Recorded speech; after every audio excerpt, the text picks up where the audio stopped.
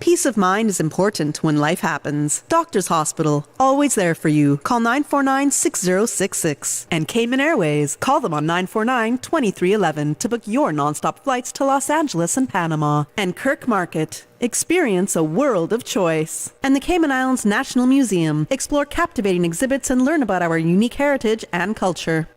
We ask our listeners and viewers to avoid any statements or comments which are abusive, derogatory, malicious, or defamatory.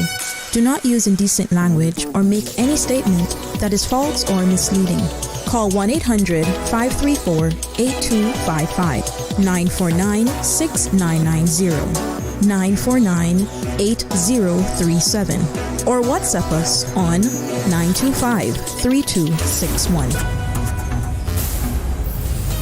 Live from Radio Cayman Studio. This is For the Record with Orrett Connor. Hear from your government officials, independents, and the opposition on issues that matter to you. For the Record. Engage in an open dialogue between residents and lawmakers. With Orrett Connor. Informative, impartial, insightful. This is For the Record. 1-800-534-8255. Your calls, your input. This is For the Record. And now, your host, Orrett Connor. Good morning, good morning, good morning, O land of soft, fresh breezes and verdant trees, so fair.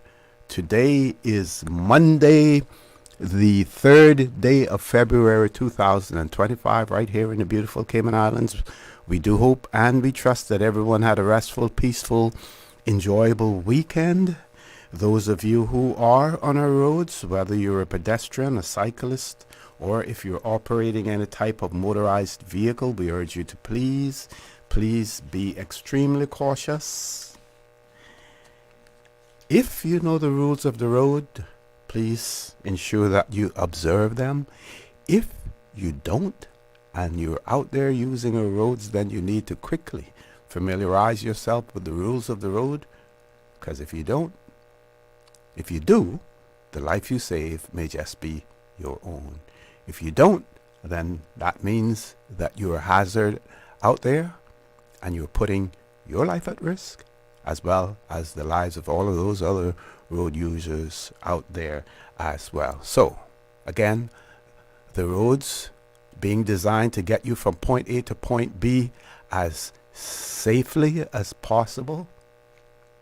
Safety should be first and foremost, not how quickly you get there, but getting there safely. That is should be first and foremost in your minds when you're using our roads. That should be first and foremost in the minds of those persons who design our roads, those persons who build our roads, those persons who maintain our roads as well. But remember, we all have to do our part to keep each other safe as well.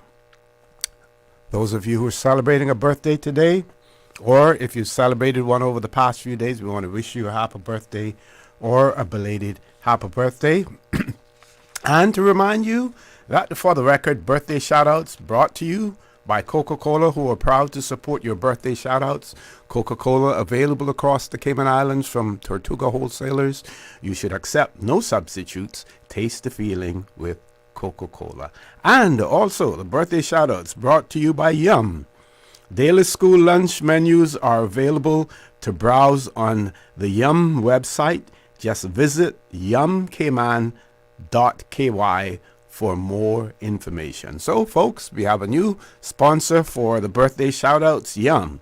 Daily school lunch menus are available to browse on the Yum website. Just visit yumcayman.ky for more information. Of course, if you know someone who's celebrating a birthday or another momentous occasion, just share that information with us here on For the Record, and we will give them a birthday shout out, proudly brought to you by Coca-Cola and now Yum as well. Those of you who have lost loved ones, again, we want to extend our sincere condolences to you. We hope and we trust that your faith will help to carry you through these extremely challenging times, and that the memories of your loved ones will be a blessing. Those of you who are ill and are either at home or at a medical facility here in the Cayman Islands or overseas, we wish you a speedy recovery. Again, this morning, want to give a big shout out to our colleague and friend here at Radio Cayman, DJ Lynn, and to wish him a speedy recovery as well. And our friend over in Tampa, wish her a speedy recovery also. And to those of you who are suffering from this flu that has been going around, I know how you feel. I've had it. If you can avoid it, please do so. That includes, if you are infected, basically staying away from the public, not going to work, staying away from friends and family members as well, so that you don't end up being a spreader also. But it can be a terrible flu, and it may attack you in different ways. Some people it may start with a runny nose, some people it may start with a sore throat. Some people may start with joint and muscle pains as well. I know how you feel. Take care of yourselves. Drink lots of fluid. Try to fight it as much as you possibly can as well. Try to spend as much time outdoors as possible, getting in that nice, fresh air also, rather than staying in a room or in a building where you're enjoying, or where you're experiencing, I should say, recirculated air as well. So folks, I want to thank you for allowing Radio Cayman, and by extension For the Record, into your homes, into your vehicles as you traverse the busy roads of the Cayman Islands, into your places of work, wherever that may be. As you know, For the Record is a show produced by the staff and management of Radio Cayman, and it is geared towards keeping you abreast of issues as they arise and play out on the local, regional, and international scene. I'm your host, Orrett Connor, and you're welcome to join me every Monday, Wednesday, and Friday from 7:30 a.m. until 10 a.m. During that period, the phone lines are open. Beautiful radio voice of none other than Miss Susan Watson waiting to take your calls. You can call us on our toll-free number provided courtesy of Flow. That toll-free number 1-800-534-8255. You can also call us on 949-8037, 949-6990. WhatsApp number 925-3261. We can only accommodate one caller at a time on that number. You can also send us WhatsApp messages on there. You can follow us on YouTube. Do that by subscribing to Radio Cayman live stream. We are on Facebook as well. So let's look at the birthday shout-outs, first of all. So we have a few belated birthday shout-outs mentioned on Friday, that Mr. Gary Wong celebrated his birthday on February the 1st. That would be on Saturday. And of course, I give a belated birthday shout out to my sister Anna Smith, who celebrated her birthday yesterday as well. Miss Jewel wants to send out belated birthday greetings to Brittany and Brandon over in New Jersey. Belated birthday greetings to them. Today we see Hiddy France celebrating a birthday, as well as tomorrow Mr. Ruel Wood will be celebrating his birthday as well. And again, folks, to remind you that For the Record birthday shout-out brought to you by Coca-Cola, who are proud to support your birthday shout-outs. Coca-Cola available across the Cayman Islands from Tortuga Wholesalers. You should accept no substitutes. Taste the feeling with Coca-Cola. And by Yum. Daily school lunch menus are available to browse on the Yum website. So you just visit yumcayman.ky. That is YUMCAYMAN.ky for additional information as well. Folks, with that, we're going to take our first commercial break. Please stay tuned For the Record. We'll be back immediately after this short commercial break. The Cayman Islands boasts of a long, colorful, and rich history. In tribute to our roots, Radio Cayman, the voice of the Cayman Islands, is pleased to bring you the Historical Vignette Series, brought to you by Rotary Central. For more than 110 years, Rotary members have used their passion, energy, and intelligence to take action on sustainable projects. The Cayman Islands, He hath founded it upon the seas. Alexander Selvin Eden, 1888 through 1985. Alexander Selvin Eden was a dedicated family man. He and his wife, Sarah Leonie Nee West, had 7 children, and their father made sure that they had the best education available. He loved to work the land and also raised livestock, providing steady employment for others. As a young man, he worked overseas on the construction of the Florida East Coast Railway, returning home after World War I. His major contribution was filling the void in transportation of goods and passengers between Georgetown and Bordentown, which he did with a horse-drawn carriage for 35 years in all kinds of conditions.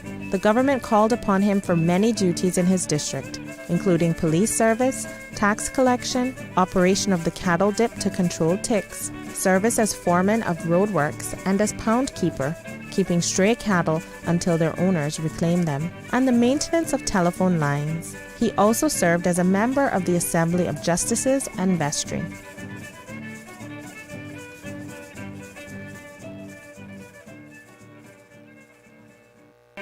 Radio Cayman's Historical Vignettes was brought to you by Rotary Central. For more than 110 years, Rotary members have used their passion, energy, and intelligence to take action on sustainable projects. Since 1993, Rotary Central has worked diligently each year to provide quality bus shelters to our community. A traveling convenience to our school children, the elderly, young people going to work, guest workers, and visitors using the public bus. We, Rotary Central, help you, our advertisers, make it happen. Your marketing dollar travels a far way. Positioning your message, your product, your services, your presence in over 83 bus shelters. Every dollar you spend, every advert you place helps to build another bus shelter, providing modest comfort for Cayman travelers. Reserve space now on the only billboard medium in the Cayman Islands. Email rotaryshelters@gmail.com. rotaryshelters@gmail.com. The Bus Shelters, a partner in community convenience. Another inspiration program by Rotary Central Cayman Islands. Looking for fresh, healthy food that's full of flavor? Then you've got to visit Kirk Market. Our dishes are made with fresh, high-quality ingredients. Enjoy vibrant mixed greens or satisfying pasta salads. Or try one of our delicious grill options like blackened chicken, spicy beef steak, or grilled salmon. Looking for something light and flavorful? We've got sushi rolls and poke bowls prepared daily. And don't forget to explore a hot bar or Billy Fresh salad at the salad bar. Stop by Kirk Market today for breakfast, lunch, or dinner and taste the difference. Eat well, live well with Kirk Market. Can you imagine your home completely organized? At Brand Source Custom Closets, we can. We specialize in designing and building custom closets and storage units for any room in your home, including the garage. With tailored designs and custom LED lighting solutions to fit your lifestyle and budget. Our custom closets expert is committed to enhancing the value of your home with a solution that is uniquely yours. Visit our showroom or call 623-6774 to schedule a no-obligation appointment with our design expert. Brand Source Custom Closets, 209 Dorsey Drive, Industrial Park. Shipping to the Cayman Islands is fast, reliable, and seamless thanks to Cayman Airways Cargo. Need it faster than ocean freight? Cayman Airways Cargo offers multiple cargo flights to Grand Cayman from Miami weekly, so your packages, whether big, small, or in between, will arrive in no time. You can even use a Cayman Airways Cargo US address for your online shopping. Cayman Airways Cargo is also the only carrier providing air freight services for Cayman Brac and Little Cayman. Contact us today and see why Cayman Airways Cargo was voted as Cayman's best cargo and logistics company in the Best of Cayman Awards. For details, visit CaymanAirways.com/cargo. West Bay Pharmacy in Centennial Towers, a compounding story. I don't think people realize how pain creeps into your life. It has a way of robbing your strength. I really don't like taking prescription medication orally. West Bay Pharmacy in Centennial Towers. They understand. When it comes to compounded medication, it's personal. So whenever there's a problem with some medication or treatments that's not working right, then a physician will call me and say, hey, they're having bad side effects from this medication. Compounding pain cream changed the game. Made special for me. Significant pain relief in the form of a cream. That is a new experience for me. It's changed his life. It worked. Ask your pharmacist or healthcare provider about compounding at West Bay Pharmacy in Centennial Towers. Call 914-6449. Hi, I'm Max. What's your favorite part of school? I love science. I love playing outside. What's yours? It's lunch. Ha! Yum. Yes, yum. Yum School Lunch Program ensures your kids have fresh, healthy lunch options every day. Yum School Lunches are now available at selected private and public schools across Grand Cayman. My favorite food from school is pasta, jerk chicken, and spaghetti and meatball. I love Cayman-style beef, chicken curry. Yum! We love school lunch. Yum!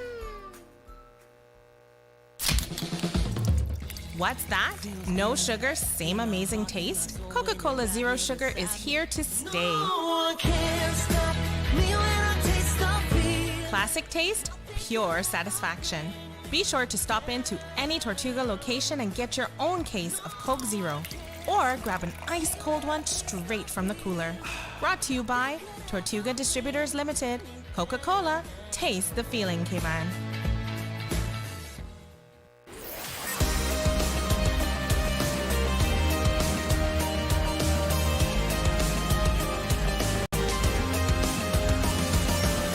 This is For the Record. Good morning and welcome back to For the Record. We do have a caller. Before we go to the caller, we have a few other birthday greetings that we want to announce that I've just received as well. So we see belated birthday greetings going out to Miss Rosemary Moxham, coming from her loving husband. And I want to say congratulations also. I saw the photographs of them on National Heroes Day getting their award, and they looked so happy, as well. And yes, folks, generational Caymanians want to be recognized for their accomplishments, and we should showcase them, as well. We need to see more generational Caymanian faces, on our in our publications, our newspapers, and everything else. Unfortunately, in the business community, we see less and less of it. When you see about promotions and this person promoted to partner, this person, promoted to managing director, blah blah blah, and you look at the faces and you hear the names, and not many of them are generational Caymanians. But right here on Radio Cayman, we're going to give you that platform for you to give a shout out to your Caymanian people, your generational Caymanians, even if it's only in the form of birthday greetings or other accomplishments as well. So we've been belated birthday greetings going out to Miss Rosemary Moxham.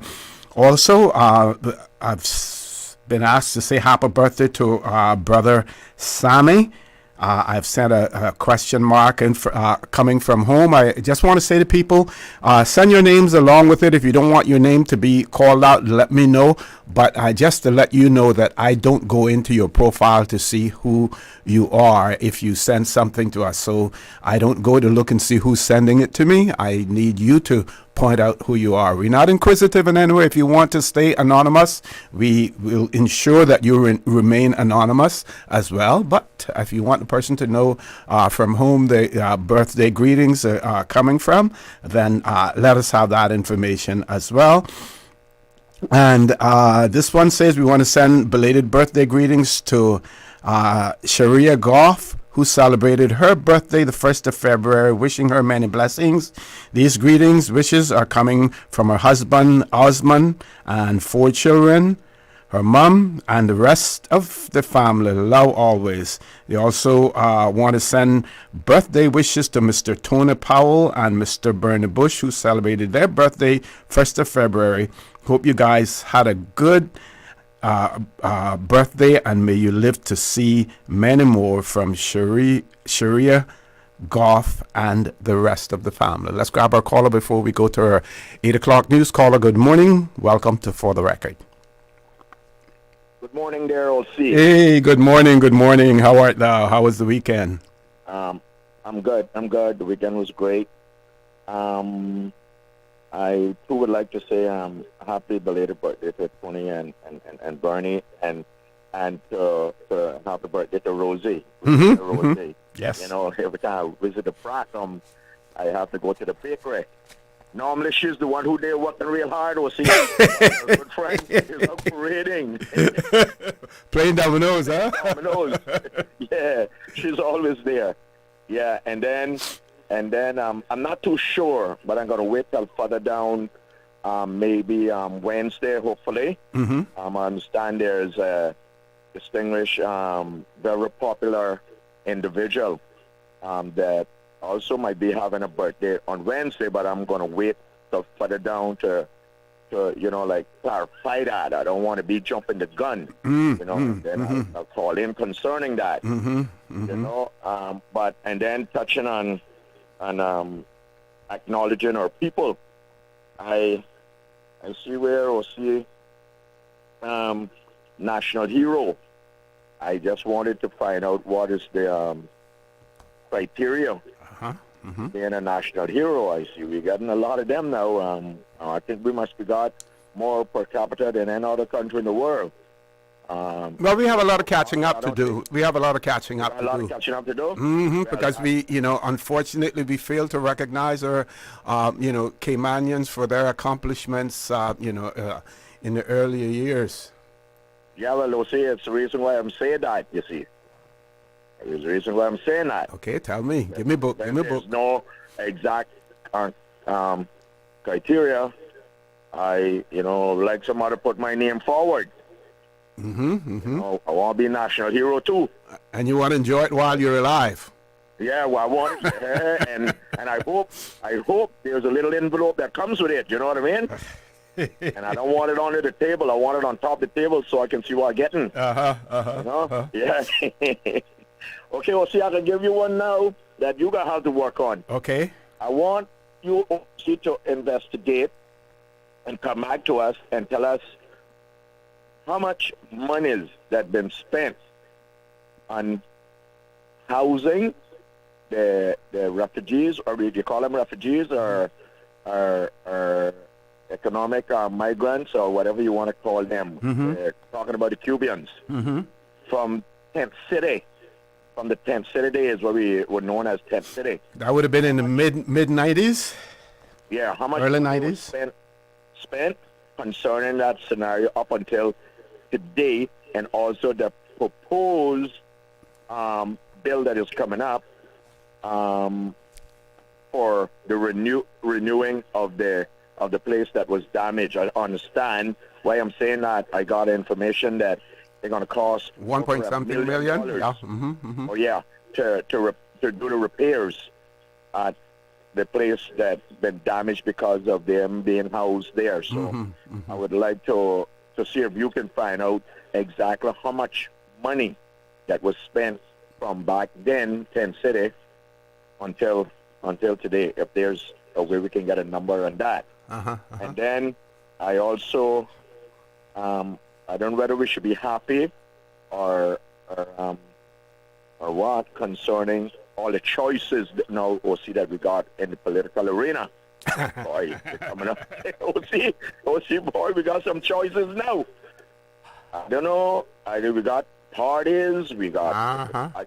Do we still have independence, or everybody want to be a party now? I think we're going to get more parties than anything else. But like you, I think a lot of people share concerns about how many new parliamentarians we're likely to get, and whether or not they will come with the requisite skills and background to be able to handle or to take up cabinet positions, or even parliamentary secretaries position as well. That is the danger that we face. So, and that go back again, OC, to blame what we were talking about the other day, single member constituents. No, what I would say with that is bicameral legislature, where you have a Senate, those persons who don't want to run for office but have something to offer, because it's not easy running for political office, putting yourself out there, having to take all of the licks, your family members being exposed, and these days everything is becoming so toxic with it. But if you had a bicameral legislature where you had a Senate, and the political parties had the opportunity to appoint members. Maybe the governor has the opportunity to appoint a member as well. But you could draw from that Senate for your cabinet positions. This way you could get people who have the relevant experience, the relevant background, educational background and other things, and you could co-opt them into your cabinet. We have to start thinking strategic in this country, as far as politics is concerned. Yeah, OC, good and well, yeah, but we don't have that.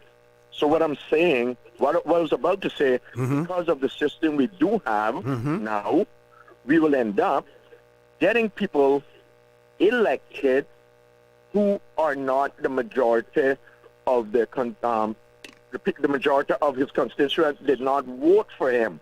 Because we are having so many people running for office, we'll end up getting somebody elected who are the most popular, who have the most family member within that area. Right? So we get 900 people in there and we got somebody win with 300 people because of how many people run, then we got 600 people that don't even like the candidate, but yet he's their representative. So that's not democracy either, and it was supposed to be based on fairness. That was not the reason why we changed our system, because of fairness. Yeah, equity, that was what was told to us, right? Yeah. So OC, the system that used very quickly, because we've gone past 8. With the Senate, that would be appropriate way to go, because even though it's a simpler way for what the Constitution called for district council, you imagine you don't want to put that in, so you imagine talking about Senate. Yeah, but it's something to talk about. Lord Graham, thank you very much. Just to let you know that the Deputy Premier, Kenneth Bryan, will be on from 8:15 for about a half an hour to talk about the referendum as well. So, and then after that, we're going to have an open mic when he leaves. Folks, top of the hour, 8 o'clock news. Please stay tuned. For the record, we'll be back immediately after the 8 o'clock news. Thank you, Mr. Connor. And studio time is 2 minutes past 8, brought to you with the kind compliments of Foster's.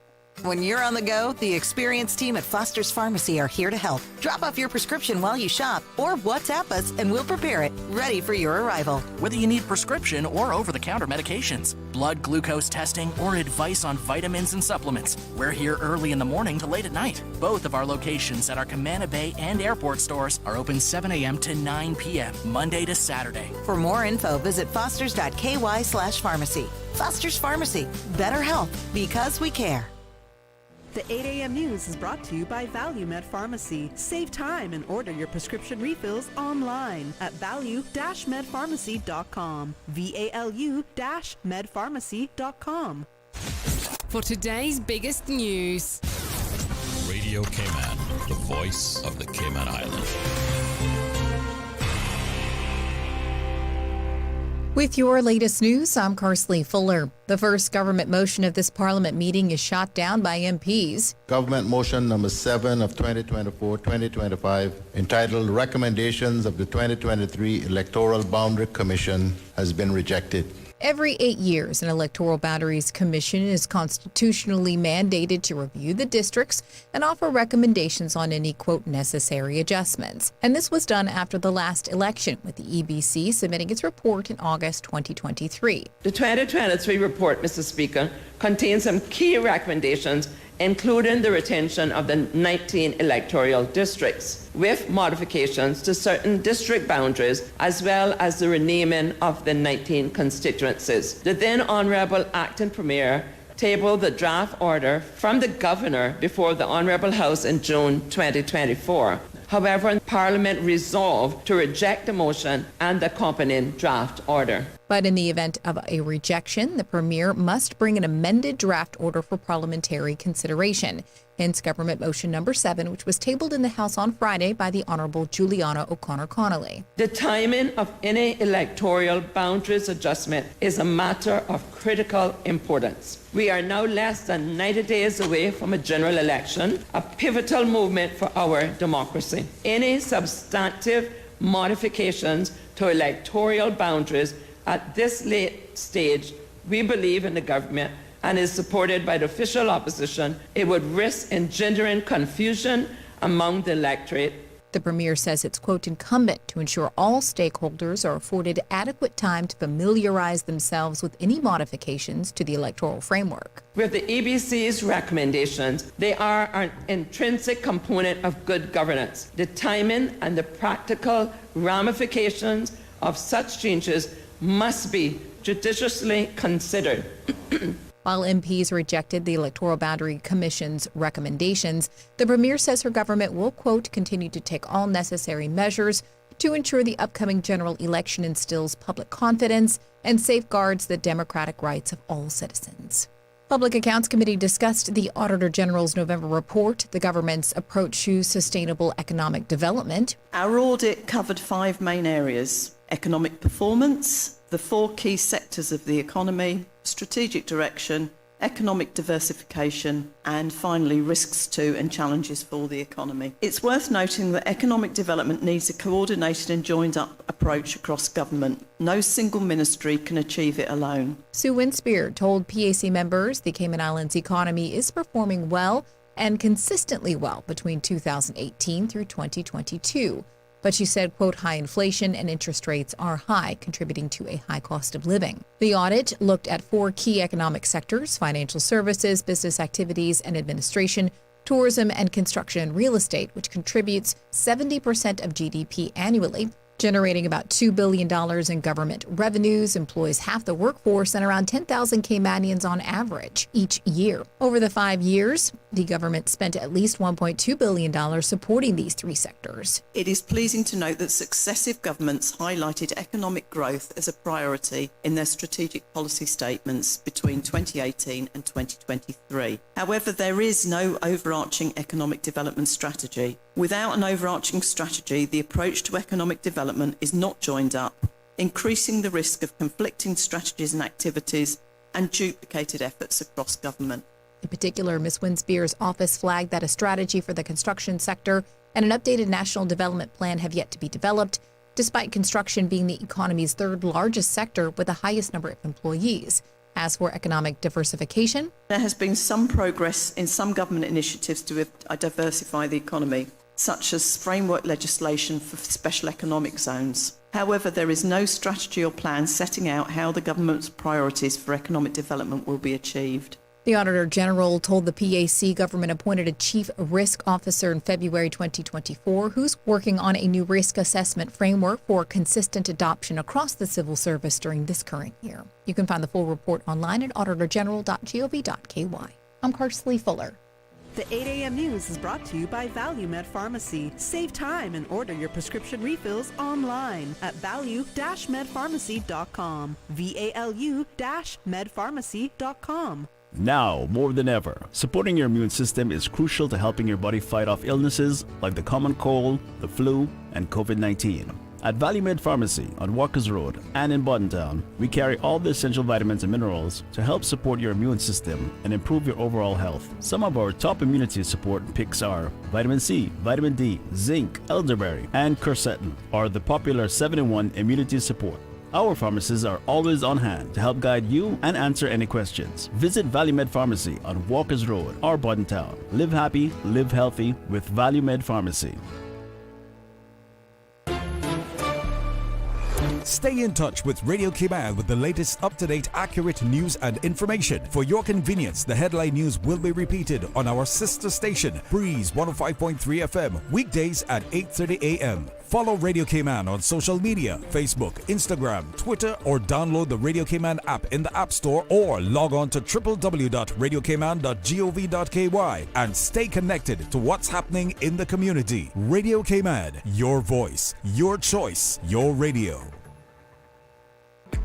Shipping to the Cayman Islands is fast, reliable, and seamless thanks to Cayman Airways Cargo. Need it faster than ocean freight? Cayman Airways Cargo offers multiple cargo flights to Grand Cayman from Miami weekly, so your packages, whether big, small, or in between, will arrive in no time. You can even use a Cayman Airways Cargo US address for your online shopping. Cayman Airways Cargo is also the only carrier providing air freight services for Cayman Brac and Little Cayman. Contact us today and see why Cayman Airways Cargo was voted as Cayman's best cargo and logistics company in the Best of Cayman Awards. For details, visit caymanairways.com/cargo.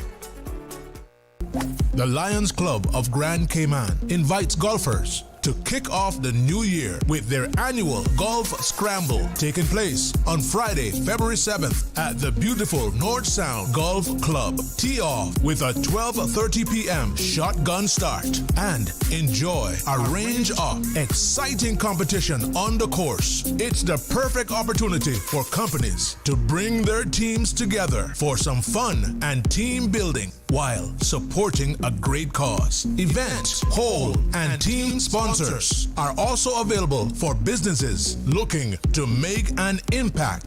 So grab your colleagues, friends, or golf buddies and make it a day to remember. For more details or to secure your spot, contact LCIF coordinator at lionsclubgcm.ky today. Let's tee up for a fantastic 2025 and make this event a hole-in-one for our community. The 8 a.m. weather update brought to you by CG Bridcade, where people come first.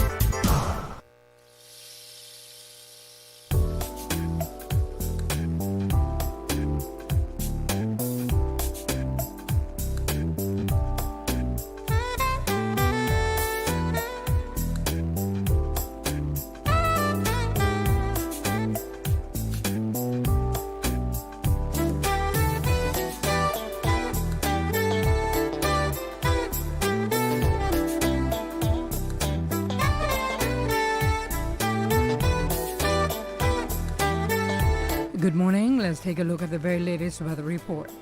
Current temperature is 78 degrees. Relative humidity is 86%. The barometric pressure 1016.9 millibars. The wind is east-northeast at 11 knots. Overnight low 76. Synopsis indicate moderate winds and seas will continue across the Cayman area through tomorrow morning as a high-pressure system remains over the southeast United States.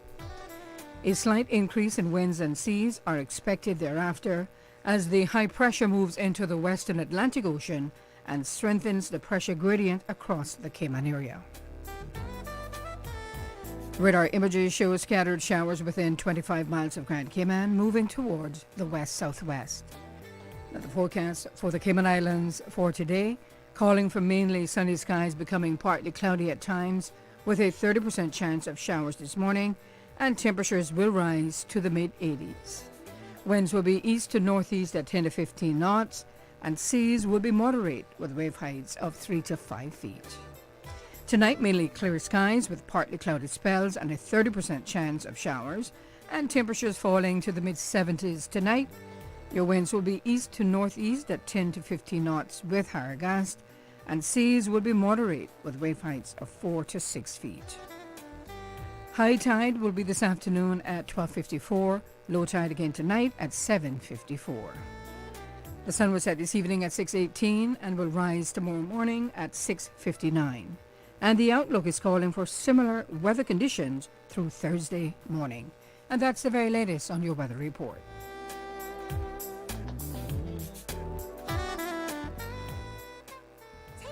From your Aunt Angie. If you're going to invest in an exotic pet, choose anything but a Norwegian forest cat. Apparently, they will eat all your jewelry. Before you know it, you're racing to the vet when your cat escapes from his carrier and lunges for your earrings. You crash and your cat swallows your pearls. But if you're smart, you'll have CG Motor Insurance and get the best comprehensive coverage for the price. Get the best comprehensive coverage for the price. CG Brit-K. Good like that. All benefits are subject to policy provisions, including eligibility at the time of service.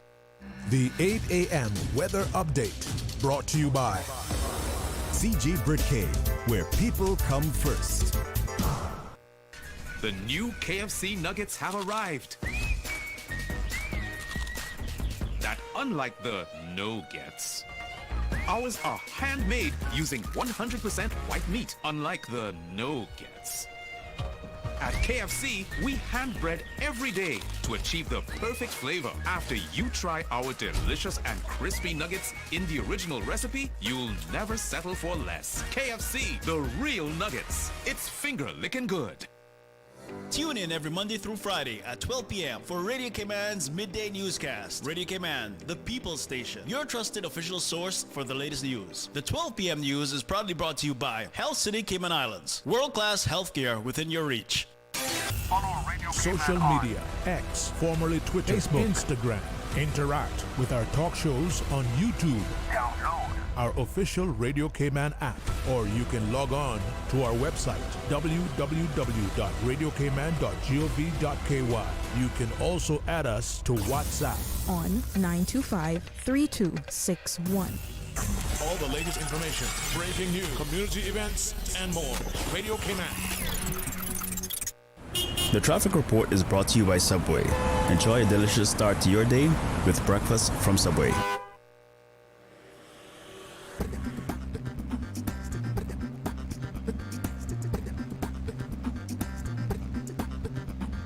Good morning again. Let's take a look this time at what's happening on our roads. Some roads are wet, so please drive with extra care. If you're coming from the east, expect some delays on Shamrock Road and the Linford Pearson Highway as traffic is heavy. Slow-moving traffic on Cool Road heading to Georgetown. Eastbound traffic on Cool Road is moving on swiftly. Coming off of Bobby Thompson Way, steady traffic as well as Huldah Avenue. As we turn attention to the Esleigh Tibbetts Highway, steady but flowing. Continuing on to North Sound Road, moderate flow of traffic heading towards the Industrial Park area. And on Godfrey Nixon Way and Eastern Avenue, flowing moderately in both directions. Remember, Edward Street remains closed, diversion in place. Heading into Georgetown on Shedden Road, moderate flow of traffic. And that's the very latest on your traffic. Join us again at about 10 minutes past 12. We'll give you another look at traffic. Did you know ordering your favorite sandwich from Subway just got easier? Yeah, picture this. No more waiting in line. No more fussing with cash. Just a delicious taste of Subway at your fingertips. With our new app, ordering your go-to sub is as easy as a few taps on your phone. Plus, receive exclusive deals and earn loyalty points with every purchase made on the app. Download the new Subway app today and get ready to ditch the lines and drive straight into your flavor. Visit the App Store or Google Play Store on your mobile phone and search for Subway Cayman Islands. Subway. Eat fresh. The traffic report is brought to you by Subway. Enjoy a delicious start to your day with breakfast from Subway.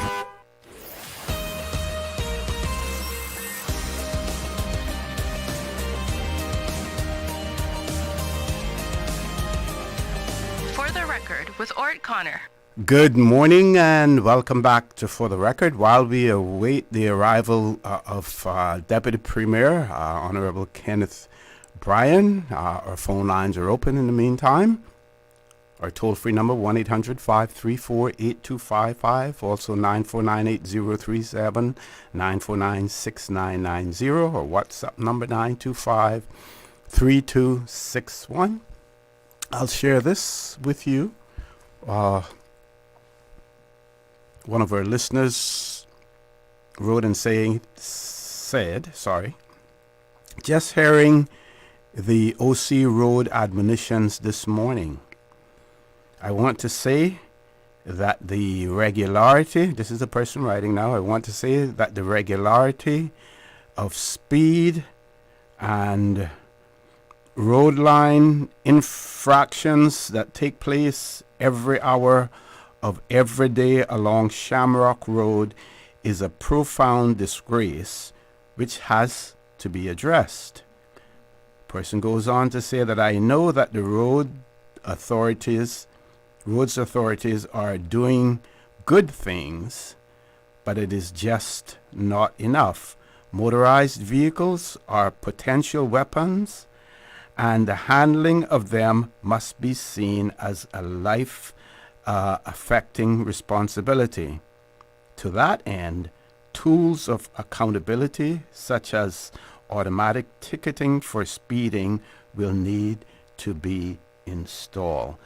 I couldn't say it any better than this person has written, and I agree 100% with you that we have to take more tools out of our toolbox. If we don't have them in our toolbox, then we need to increase the size of the toolbox and put more tools in there. I believe that we're simply just finding excuses for not having the type of enforcement on our roads that is necessary to save lives, and that is also necessary to make all drivers feel safe and comfortable on our roads as well. We do have a caller. Let's go to the phone lines. Caller, good morning. Welcome to For the Record. Hi, Osi. How you doing? Good morning. I'm fine. How are you? I'm all right. So what do you think of all these tariffs that they're putting in, that Trump is putting in? Well, I would say, put on your seatbelts and be prepared for more. If you notice, he's now gone after South Africa. But when a person has put in something like $275 million into your campaign, what do you expect? We know where Elon Musk is from, right? He's a South African. We know when they talk about land distribution what that is all about, because we know that the Dutch, with the collusion of the British in the early years when they started to colonize South Africa, that they took all of the valuable lands, all of the good lands. They, even in the cities, they introduced the whole concept of apartheid, and they put the native South Africans, the black South Africans, as well as the you had coloreds. They classified them in different races. So you had the blacks and the coloreds that were put in separate areas. Now, after Mandela became president, then things changed. Now Trump wants to reverse that at the behest of Elon Musk, who is a South African. White South African. Yeah, it's really sad, really. I mean, we see Canada bounding as well, and Mexico, and it makes you wonder what can happen to small island states like ourselves. So, if we continue, if we have to continue to rely on the U.S. In terms of things that we import, only yesterday our cycling group were talking about the fact that a lot of the produce that we receive here, vegetables and everything else, they actually come from South America, Central and South America, but they go to the United States first. And whether or not we need to look at new markets to get our goods, if it means increased tariffs, increased prices as a result of those tariffs as well. Yeah, well, it's something that we need to pay attention to and brace ourselves for. That's what I say. Because there's no getting out of it. Certainly. That is very interesting. And anything else you want to talk about? I thought I'd bring it up. It bothered me for the weekend, so I thought I'd call and say something to you this morning. And then I don't know if you saw the headlines recently as well. He's also threatened the EU, but he has said that the UK is likely to receive some favorable treatment because Keir Starmer, who is the Prime Minister in the UK, he has been nice to Donald Trump as well. It's going to be 4 years of hell for not only the United States but for the world as well. And it's going to take more than 4 years to recover from it after all of this takes place, because he has so many enablers in terms of what he's being allowed to do. Yes. Yes. All right. Well, I thank you for your time. Thank you very much. Now, I know there are many Caymanians out there who are going to disagree with me, because many of them like the actions that Trump has taken. We also know that Caymanians, and in particular, and people in the Caribbean in general, like the strongman. They like the strongman tactics, where you say you're going to do this and we're going to do this irrespective of what, not realizing that politics is all about compromise, making compromises. And we saw that take place in our parliament here just over the weekend. Last week we saw compromise take place as well, because at the end of the day you have to think of what is good for everyone. What can I get out of it? What can the other person get out of it? Compromise. It's all about compromise. But Caymanians and West Caribbean people like the strongman politics. They like that. So a lot of people are going to disagree with me. We have 3 callers on hold. We're going to grab at least 1 caller before we go to the commercial break. Possibly 2. Let's grab the first caller. Caller, good morning. Welcome to For the Record. Hello, good morning. Good morning. How are you? Good morning, Mr. Osi. Mario, Ibanks, how are you? I'm fine, sir. How are you? Good. I'm glad that you're feeling better and back on the podium. Thank you. Yes, a beautiful day in the Cayman Islands. A little bit of rain in West Bay this morning, which is good. I'm not sure if it's raining in your area, but a little bit of much needed rain in West Bay. I'm told that there's some rain in the east. Yes, I'm told that. Mm-hmm. Okay. Just want to give my my sympathies and best wishes to those that are bereaved, those who have family in hospital, and Jasmine and other places, people who are suffering. So I wanted to do that first of all. But just one quick comment in regard to immigration and population control, which is a critical issue. I noticed that the white paper in circulation in regard to residency and status and reform to immigration. I haven't looked at the paper in detail yet, but I think it's certainly something that we need to look at carefully.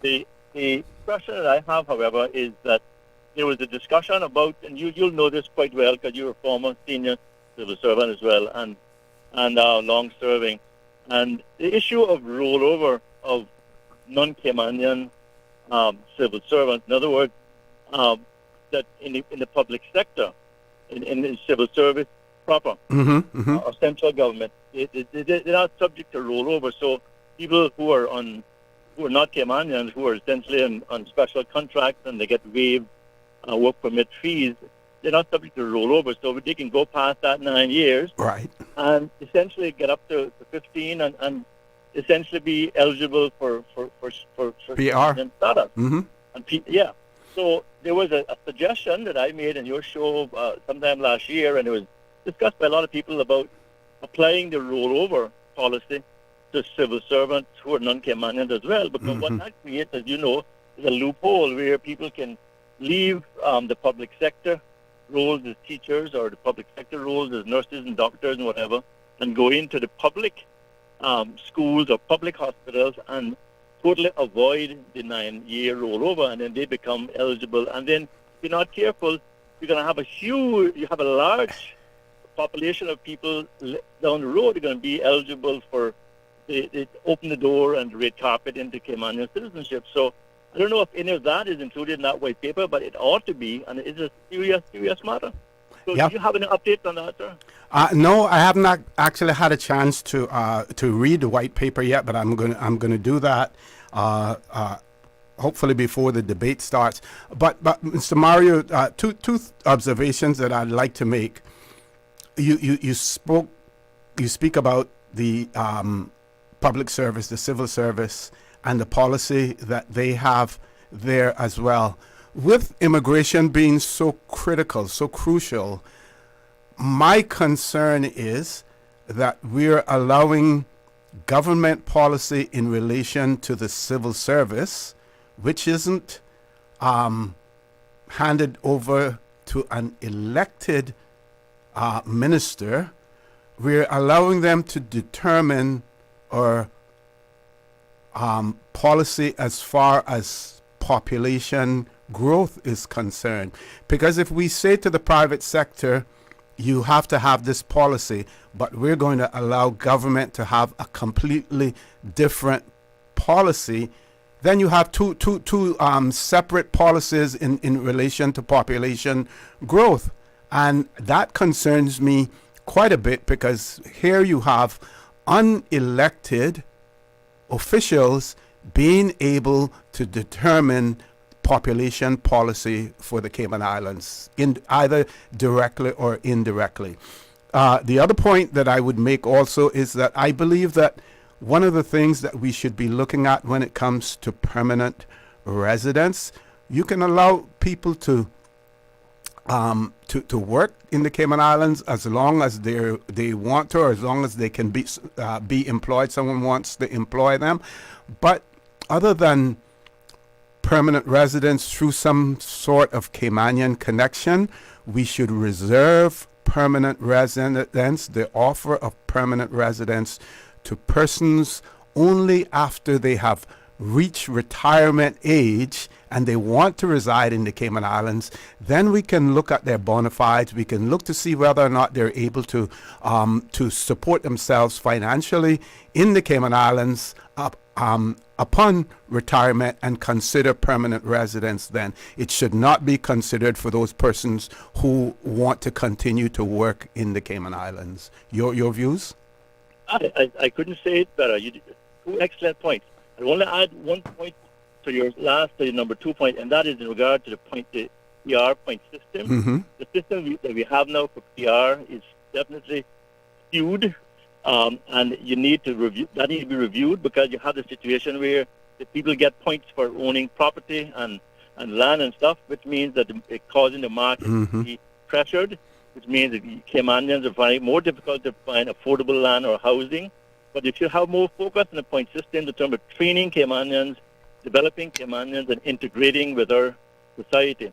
And may I add one final point to your excellent 2 points, Mr. O.C. I think that this policy that the civil services has and the central government, in addition to what the 2 points that you raised, it's also contrary to Section 19.2 of the Constitution Bill of Rights, which talks about rightful administrative action, because it is not rightful or rational or reasonable for the public sector to have a totally different system than the private sector in regard to rollover and the 9-year rollover. And I believe that is incompatible and contrary to the rights that are afforded to all of us in the Bill of Rights. And I think it should be challenged. It can be challenged, but government ought to deal with it before it becomes challenged and becomes a real court issue. It needs to be dealt with, and I agree with you. The public sector and government, in certain aspects, should be under control of someone in the electorate with, of course, checks and balances. Or at least some policy making, areas. Exactly. Yeah, the policy, not the administration, but the policy. I agree. Thank you, sir. I appreciate your time, and I hope that it was useful for us to talk about this morning. And hopefully we'll get some answers as to the status of that issue of rollover to the servants in the public sector. Thank you. Have a good day, and God bless. Thank you. Thank you very much. We have a few callers on hold. We have to take a commercial break, folks. Please stay tuned for the record. We'll be back shortly. Did you know that you can send money transfers to financial institutions anywhere in Jamaica with JN Money? You mean I can send money straight to my account and cut out the middleman? Yes, that's exactly what I mean. You send your own money to your own account, giving you peace of mind that the money is in your account. JN Money Transfers to Financial Institution is another convenient service offered by JN Money. You can have this done from any JN Money location. Deposit your money straight to your account without the hassle of asking someone to do it for you. JN Money Transfers to Financial Institutions, making life easier. Did you know that Doctors Hospital provides urgent care services 24 hours a day, 7 days a week? And Doctors Hospital's urgent care physicians have access to the most advanced MRI and CT imaging in the Caribbean, providing reliable diagnostics when you need it most. When you need quality urgent care for an illness or injury, Doctors Hospital is here for you 24/7. Whether it's a migraine, chest or abdominal pain, shortness of breath, broken bones, or another urgent need, Doctors Hospital at the top of Walker's Road. Urgent care right now. Step back in time and discover the rich history of the Cayman Islands at the National Museum. Located on the waterfront in Georgetown, the National Museum is proudly housed in the Old Courts Building, Cayman's oldest standing public building. Explore captivating exhibits and learn about our unique heritage and culture. Open Monday to Friday, 9 a.m. to 5 p.m. and Saturdays from 10 a.m. to 5 p.m. And here's the best part, Saturdays are free for residents. Don't forget to visit our museum gift shop. Every purchase helps preserve our artifacts and the historic building we call home. Visit www.museum.ky for more information. Your dream home starts with a vision, and often inspiration is at the heart of that vision. Brand Source Home Gallery's in-house designers are here to help bring your vision to life. Whether you're remodeling or building a new home, Brand Source Home Gallery is your one-stop solution. Explore their kitchen cabinets, sinks, faucets, bath fixtures, tubs, vanities, and more.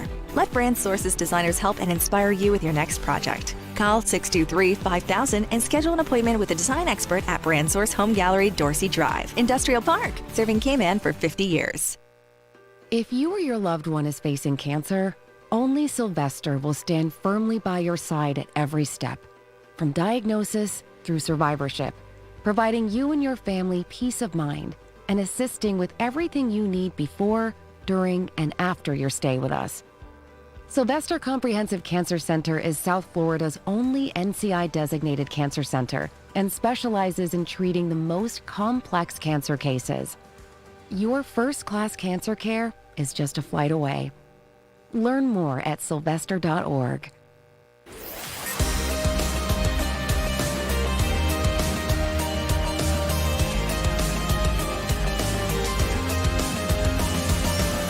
This is For the Record. Good morning. Welcome back to For the Record. We're going straight to the phone lines. Caller, good morning. Welcome. Morning, OC. Hey, morning. How are you? All right, but you got your little rage out of my president this morning, the radio. So I know you put a hop in now. But tell me something. What it is that when a man wants to take care of his country, that he's a a-hole. But did you read the statement that Mr. Holness out of Jamaica said? No, I didn't.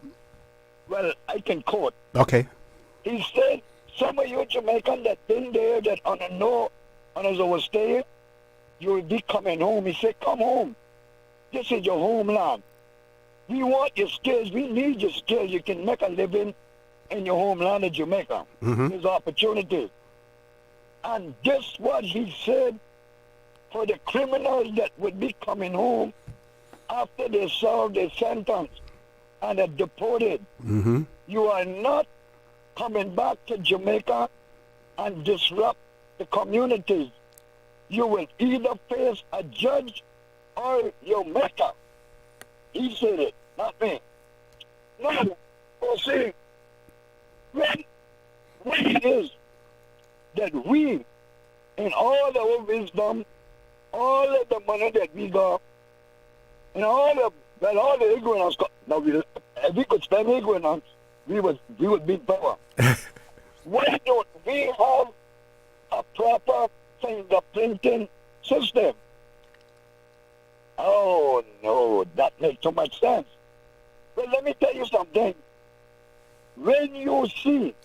Now, when you say a fingerprinting system, describe, how you would want it to work, because I understand the whole concept of fingerprinting and, any other biometrics that may be used, but you have to have you either have to build a database or you have to acquire a database from somewhere so that you can compare who's coming in with what you have in that database already. Otherwise, you have to build that database first. So when you say a fingerprinting system, what do you mean by it? Because people throw that concept around, but we don't really know what they mean by it. Well, okay, this is what I mean by it then. I don't know about that, but I know this. You could link that system with the United States system, with England system. England, the Foreign and Commonwealth Office, in my humble opinion, I think that they would be really glad to help us set up a system like that to protect their overseas territory and its citizens, especially the law-abiding ones. Good point, yeah. When you come to a country in OC, let me tell you something. I'm not done it yet this morning, but I can do it. But it sure is I can light up my split at this time. Those deportees, they are coming in on boats from Jamaica. And our guy down here with immigration, look at this guy that had this guy up in Windsor Park, the harboring, that in Jamaica, that the police shoot him and kill him. What I done to the woman? I don't hear nothing about it. I know you hear it. This woman's supposed to be in prison for 10 years. But it's like, we the Caymanian people, that's the God name of the God name of the law that's Caymanian, We love to break the law. And we love to allow people to break it. But one of these days, you see, all the people that are in power, I want the children and I can get drones to bring on the food, and I'm not able to come out to the decent restaurant. We got a serious problem. And another thing, I told you this already, another thing that Holdings told them, he said that Jamaica, the coast, or force, what they call it, is not the force that you left 10, 20 years ago. It's a different thing now. Well, the kind-hearted people, the nice people that were coming to our country, and hey, not too many of them coming now. No, see, on the last note, we gonna talk about disrespect. The Cayman Island people, just in the last couple of weeks, learned 2 words: riff-raff and mother. Now the riff-raff comes out of the Webster Dictionary. Now you talk about disrespect. This man wrote riff-raff on his private property, right? Now one of the protesters had a t-shirt on on Facebook, but I wasn't there. I don't know riff-raff. Your mother might be a riff-raff. Now, is that disrespectful? Is that very Yeah. disrespectful? In my school days, those would be fighting words. I don't know for disrespect my mother, right? Yeah. I shot him in the chest. You know that, right? Yeah. Yeah, and I was a critic for it too. Yeah, and she was not mother, she was a mother. You understand that? So, we, as like Mr. Mario said, well, I told any of the politicians that running now, but I know I beg them, the first thing you do is take the owner property off of their permanent residence and list. You are killing your great-grandchildren. I'm going to double check to see whether or not that has been done, because that was one of the recommendations that were made was made by the by the panelists and everything else. That was a recommendation that was made by them, and I'm going to check to see whether or not that is on there. And also, I would encourage you to take a look at the white paper to see exactly what is, in that white paper as far as immigration is concerned. It's quite obvious that whether or not that immigration bill is going to meet the same fate as other proposed legislative changes met, we don't know yet. But hopefully, if it does, if it isn't debated, that it is something that those persons who are elected in the next election will take up as well. Thank you very much, Mr. Elvis, for the points that you have made. We have another caller on hold, but we're going to take the commercial break so that we don't have to interrupt that caller when we return. Caller, hang in there. For the record, we'll be back shortly. Shipping to the Cayman Islands is fast, reliable, and seamless thanks to Cayman Airways Cargo. Need it faster than ocean freight? Cayman Airways Cargo offers multiple cargo flights to Grand Cayman from Miami weekly, so your packages, whether big, small, or in between, will arrive in no time. You can even use a Cayman Airways Cargo US address for your online shopping. Cayman Airways Cargo is also the only carrier providing air freight services for Cayman Brac and Little Cayman. Contact us today and see why Cayman Airways Cargo was voted as Cayman's best cargo and logistics company in the Best of Cayman Awards. For details, visit caymanairways.com/cargo. Looking for fresh, healthy food that's full of flavor? Then you've got to visit Kirk Market. Our dishes are made with fresh, high-quality ingredients. Enjoy vibrant mixed greens or satisfying pasta salads. Or try one of our delicious grill options like blackened chicken, spicy beef steak, or grilled salmon.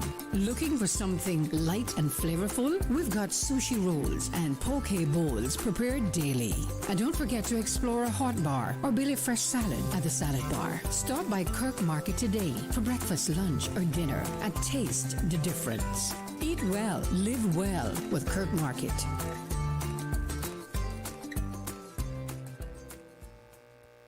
West Bay Pharmacy in Centennial Towers, a compounding story. I don't think people realize how pain creeps into your life. It has a way of robbing your strength. I really don't like taking prescription medication orally. West Bay Pharmacy in Centennial Towers. They understand. When it comes to compounded medication, it's personal. So whenever there's a problem with some medication or treatments that's not working right, then a physician will call me and say, hey, they're having bad side effects from this medication. Compounding pain cream changed the game. Made special for me. Significant pain relief in the form of a cream. That is a new experience for me. It's changed his life. It worked. Ask your pharmacist or healthcare provider about compounding at West Bay Pharmacy in Centennial Towers. Call 914-6449. I work hard each day. I'm a mother, sister-in, daughter, wife, cook, and everything in between. I know that no matter what, I have to be the woman I need to be. And that's why I choose Curves for that time of the month. When the pressure is on, I know I can rely on Curves sanitary napkins to keep me dry and comfortable all day and night. Affordable and available in cotton or silk. With Curves, I can be the woman I need to be all the time. Strong, resilient, beautiful. Be the woman. Curves.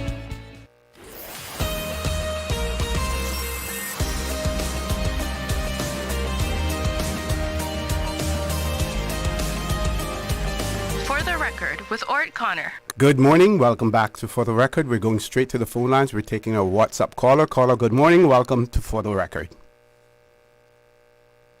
Good morning, OC. Good morning, Cayman Islands. This is Minister Bryan. Good morning, Deputy Premier. Thank you so much, OC. I'm not sure if you can hear me well, and the connection is not the greatest on WhatsApp, but I'm not far from the studio. The traffic is a bit crazy this morning. Okay, yeah, it's a little muffled, but you're coming in clear. Okay. Some rather interesting topics this morning, particularly the one from Mr. Banks there about the immigration stuff. And I so look forward to that debate. Trust me, I've been dying to have that debate for some time.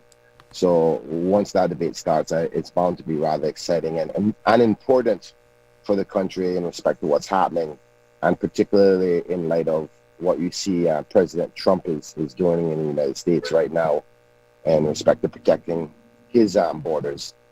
So it's bound to be rather interesting. But more importantly, this morning I wanted to come in, and I'll be in hopefully within about 7 to 8 minutes to be in studio with you until 9:45. But what I want to bring up before I get there is the notion that today, the first business after just a statement or two will be in respect to the referendum motion that is coming up first for debate today. Referendum bill, sorry, not motion. We've already got those passed, the motions themselves. So I know that this is one that many people have considered to be controversial, and it's going to have a serious effect on the campaign if in fact it's passed. It's really up in the air right now, and nobody knows what's going to happen. I can't speak for the official opposition or those who are loosely aligned that's in the rest of the opposition. But the government intends to bring that this morning and have the debate and have the vote done by the end of the day. So today is the D-Day to find out whether or not this country will have a referendum, a constitutional tool that has been created back in 2009 to have a more direct say in our democracy about very important or serious or sensitive matters. So I just thought everybody might want to tune in. I'm not sure if Radio Cayman will be carrying it live today or not. I'm certain that they will send out the recording after it's been aired, but sometimes that takes a bit of a delay, a couple of days later. I think we normally carry it on 105.3 FM, Breeze, live. Oh. Okay, well, that is very good. I would encourage the listening audience, those who have the ability to listen to it. Many people will probably be at work and so forth, so I can't expect them to move away from their. And it's also going to be on YouTube. Yeah, and it's replayed later on at night on 89.9 also. Correct. And just for reiteration, until I get into the studio, the referendum bill will be asking for approval for us to have a referendum on the same day as the election, to be speaking about three topics, those being whether the Cayman Islands should create or build cruise berthing facilities. And the second one is whether we should have a national lottery in the islands. And it says in the islands because obviously we're in the Cayman Islands, so it'd be in these islands. And the last one, the decriminalization of small amounts of cannabis. And it's important that I say it's not legalization, but decriminalization. And it has nothing to do with legally allowing persons to consume marijuana. It's still illegal. The only part that we're trying to address is that persons do not have a criminal record associated if they are ever found, charged, or jailed, because the record component does such severe acts of damage to Caymanians in many different forms, from employment opportunities, because we don't want to give those scrupulous employers who try to use excuses to hire people any more ammunition than a minor infraction by consumption of marijuana, or people who want to go away for medical emergencies. We've heard so many times where a Caymanian needed to have severe emergency medical care, not being able to travel because of their visa restrictions, because of a minor criminal offense that would be considered a misdemeanor in other jurisdictions. And then you have the regular leisure travel that many Caymanians just pop over to Florida or to wherever in the United States for leisure or shopping, and that also hinders your traveling opportunities. So this piece of referendum question is about your record, not about legalizing it. You'll still be able to potentially go to prison. You'll still be able you'll be fined and go to court. And if you're caught, it's not going to allow it to be legal in open air or anything like that, where many people have been trying to suggest that it will do. This is about the record keeping within the court systems that hinder a lot of Caymanians' lives in one way, shape, or form. So that's what that is about. So the debate today, we'll see whether or not the legislators would allow the people to make that choice. And I think it's a part of our democracy that is essential, because even the numbers game, we've seen where the police commissioner and the experts within our enforcement have suggested that we increase the penalties and the enforcement around the illegal black market of numbers. And when that motion was passed, members stopped the introduction of the increase in penalties on the notion of asking the people first, is this something that you find to be still a thing that should be illegal? So that's what this one is trying to do, because if we are minded, if the public says, no, we still think numbers should be illegal and we won't allow for a national lottery, then there will be no grounds upon which we can stop the suggestion by the police enforcement agencies, particularly that of the police commissioner, not to increase the penalties and fines around it, because it's either one or the other kind of situation where they have to be able to police it. But if the enforcement infractions are so minimal, it's almost counterproductive, because the money that you spend on enforcing it compared to what the penalties are, people be like, yeah, I can get a $10 ticket or a $20 ticket, I don't care. Or if I'm caught selling numbers, they charge me $500. So the criminality will continue. So if we don't legalize it and regularize it by way of a national lottery, then naturally the police is going to say, okay, well, you don't want to change that, now we have to increase the penalties surrounding it, which I think, based on the motion that was debated by all members in Parliament and supported for it to be on a referendum, their view is that, it's almost commonplace now in the Cayman Islands. But we don't know that until the people have their say on it. So that's mainly what the referendums is about. Now, I don't think I have to go into detail right now about the referendum on the cruise birthing facilities, and I'll do that because I'm outside now, and I'm going to come off the phone and then come inside to the studio while we take a break and come back. Excellent. Okay. Look forward to having you in the studio. Mr. Bryan will be with us shortly. One of our listeners has written in saying, good morning. Decriminalizing small amounts of marijuana. Can Mr. Bryan define what amount is small? So we will ask him that when he comes into the studio as well. Do we have any callers on hold before we go to our commercial, before a headline news? Well, just want to point out to our listening and viewing audience, two things to look out for this year before our elections on the 30th of April of this year.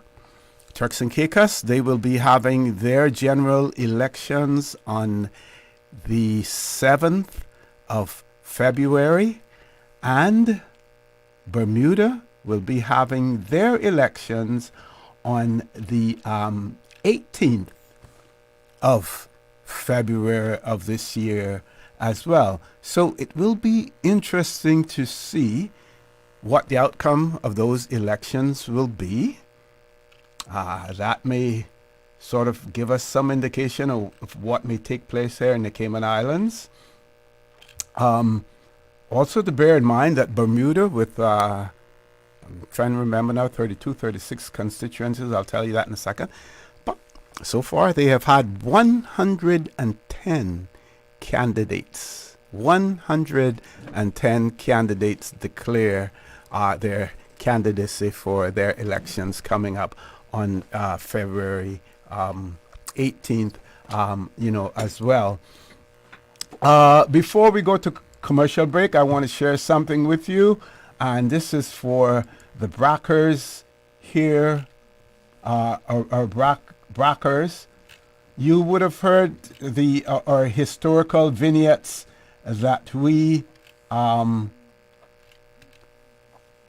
that here at Radio Cayman that we share, and I think they're sponsored by the Ministry of Heritage or Culture and Heritage. I'm not sure which one, but we continue to hear the one about Captain Fred Walton, and I'm going to share this with you. Mr. Ellis Fred Walton was born on the 23rd of April, 1929, Spot Bay. And this is from the Trade Winds newspaper, their publication of the 3rd of February, 1966. So that would make it, 58 years? 58 years ago, yes. So Mr. Ellis Fred Walton was born on the 23rd of April, 1929 in Spot Bay, Cayman Brac. He's the son of Mr. and Mrs. Albert Walton of Spot Bay. He attended school at the Spot Bay Government School and at the age of 17 years started to go to sea on the MV Sonar. He continued going to sea on ships owned by Captain R.C. Bertie Foster and joined National Bulk Carriers of New York as an OS, that's an ordinary sailor. He continued with National Bulk and in 1960 received his third mate license, and in early 1965 was successful in his test and became a chief mate. His first assignment as chief mate on Ludwig's, that's Ludwig's private yacht, the Dangin, D-A-N-G-I-N-N, which was a 1,340 ton vessel measuring 257 feet long and 37 feet wide with a draft of 19 feet and maintains 15 knots. Fred joined the Dangin in Nassau, Bahamas on the 5th of April 1965. Since that time, they have been in the West Indies, Panama, Canada, Pacific coast of Canada, and many ports in Mexico. The boat is presently in Ensenada, Mexico. So that's a little bit more on Captain Fred Walton. And like I said before, we do the historical vignettes right here on Radio Cayman as well. That's a special one for you Brackers, folks. We're going to take our headline news at top of the hour. When we return, Deputy Premier, Honorable Kenneth Bryan, is in the studio, and we will continue the conversation with him, so don't change that dial. Please stay tuned for the record. We'll be back immediately after headline news. Radio station. Radio Cayman is the voice of the Cayman Islands. From Radio Cayman's newsroom, this is Headlines. Local, regional, international news. The Headline News is brought to you by Kirk Market and Health Services Authority. The Cayman Islands Health Services Authority is teaming up with the Ministry of Health and various nonprofit organizations to offer an afternoon filled with presentations and a panel discussion at tomorrow's World Cancer Day Symposium. The event is taking place from 3 to 7 p.m. at the Westin. Donald Trump says the U.S. will, quote, definitely impose trade tariffs on the European Union after announcing them on Canada, Mexico, and China. The 25% import tax on goods from Canada and Mexico and 10% on goods from China begin tomorrow. Asked by the BBC if the EU is next, President Trump said it, quote, will definitely happen, but suggests a deal can be worked out with the UK. Stock markets fell in Asia during trading today, while European markets dropped shortly after, with car makers particularly affected. And U.S. Secretary of State Marco Rubio has demanded that Panama make, quote, immediate changes to what he calls the influence and control of China over the Panama Canal. America's top diplomat said Panama must act or the U.S. would take necessary measures to protect its rights under a treaty between the two countries. The warning follows President Donald Trump's vow to retake the canal and a meeting between Rubio and Jose Paul Mulino, Panama's conservative president, in Panama City on Sunday. Those are your headlines. I'm Karsley Fuller. Radio Cayman. More news available at www.radiocayman.gov.ky. Check out our social media pages: Facebook, YouTube, X, formerly Twitter. Radio Cayman Headline News.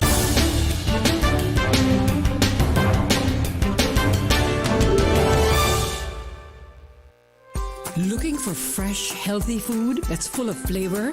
Then you've got to visit Kirk Market. Our dishes are made with fresh, high-quality ingredients. Enjoy vibrant mixed greens or satisfying pasta salads. Or try one of our delicious grill options like blackened chicken, spicy beef steak, or grilled salmon. Looking for something light and flavorful? We've got sushi rolls and poke bowls prepared daily. And don't forget to explore a hot bar or Billy Fresh salad at the salad bar. Stop by Kirk Market today for breakfast, lunch, or dinner and taste the difference. Eat well, live well with Kirk Market.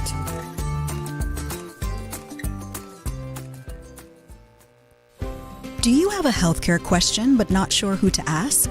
Contact HSA's Patient Call Center to speak to one of our experienced clinical team members. We are here to answer your questions and help guide you through your healthcare journey. Need to make an appointment? Our team can help. Contact HSA at 949-8600 or email info@hsa.ky. At HSA, we are committed to caring for you.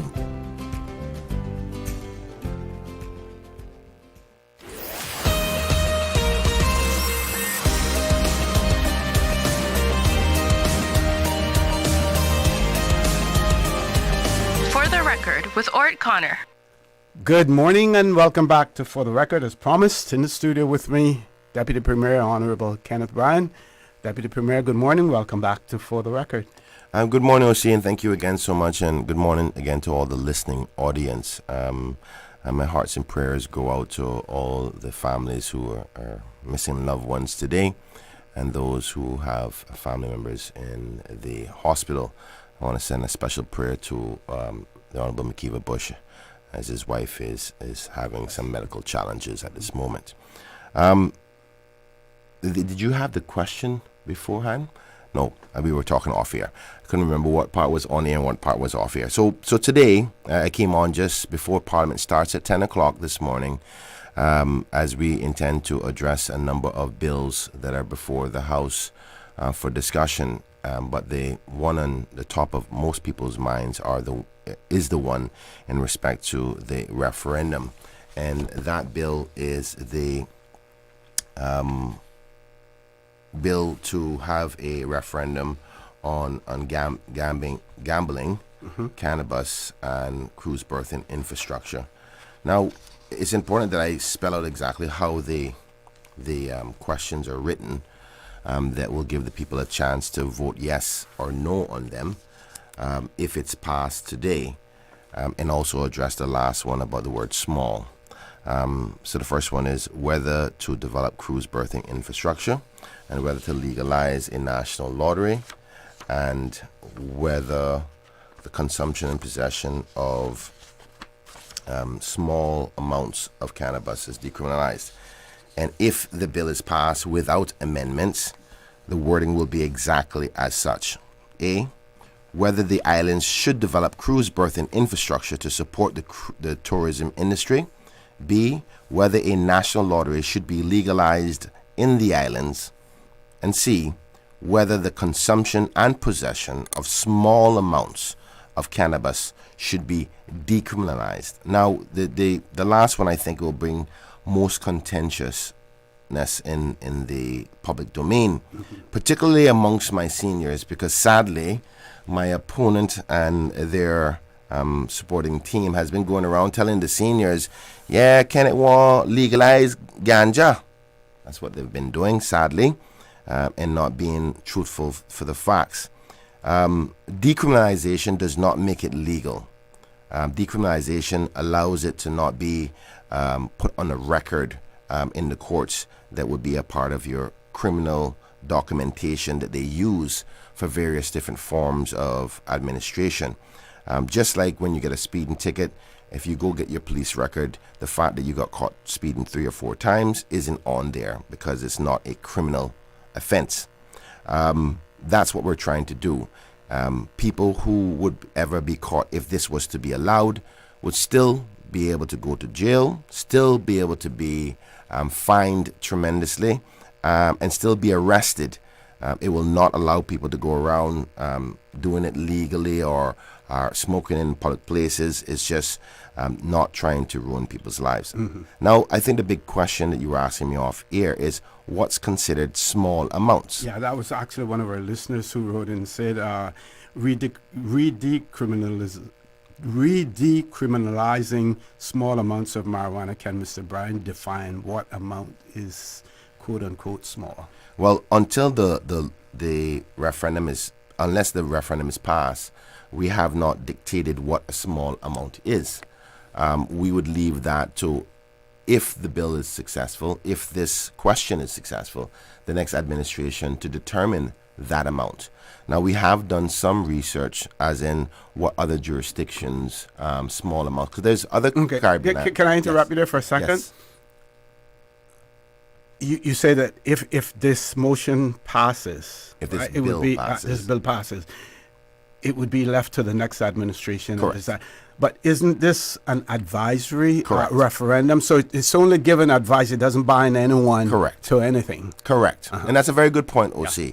So even if this question itself is successful and the next administration says, nope, don't care. If the people said, 80% of them said they want this decriminalized, we don't have to do it. So that's why we've left it open. That's why I don't understand when some members in the opposition, particularly those who quit on us, is suggesting that this is controversial. Because how can something be controversial when you're asking the people their opinion and it's non-binding? It's advisory, so you can use this as a guiding tool for you to make changes on very topical and sensitive areas.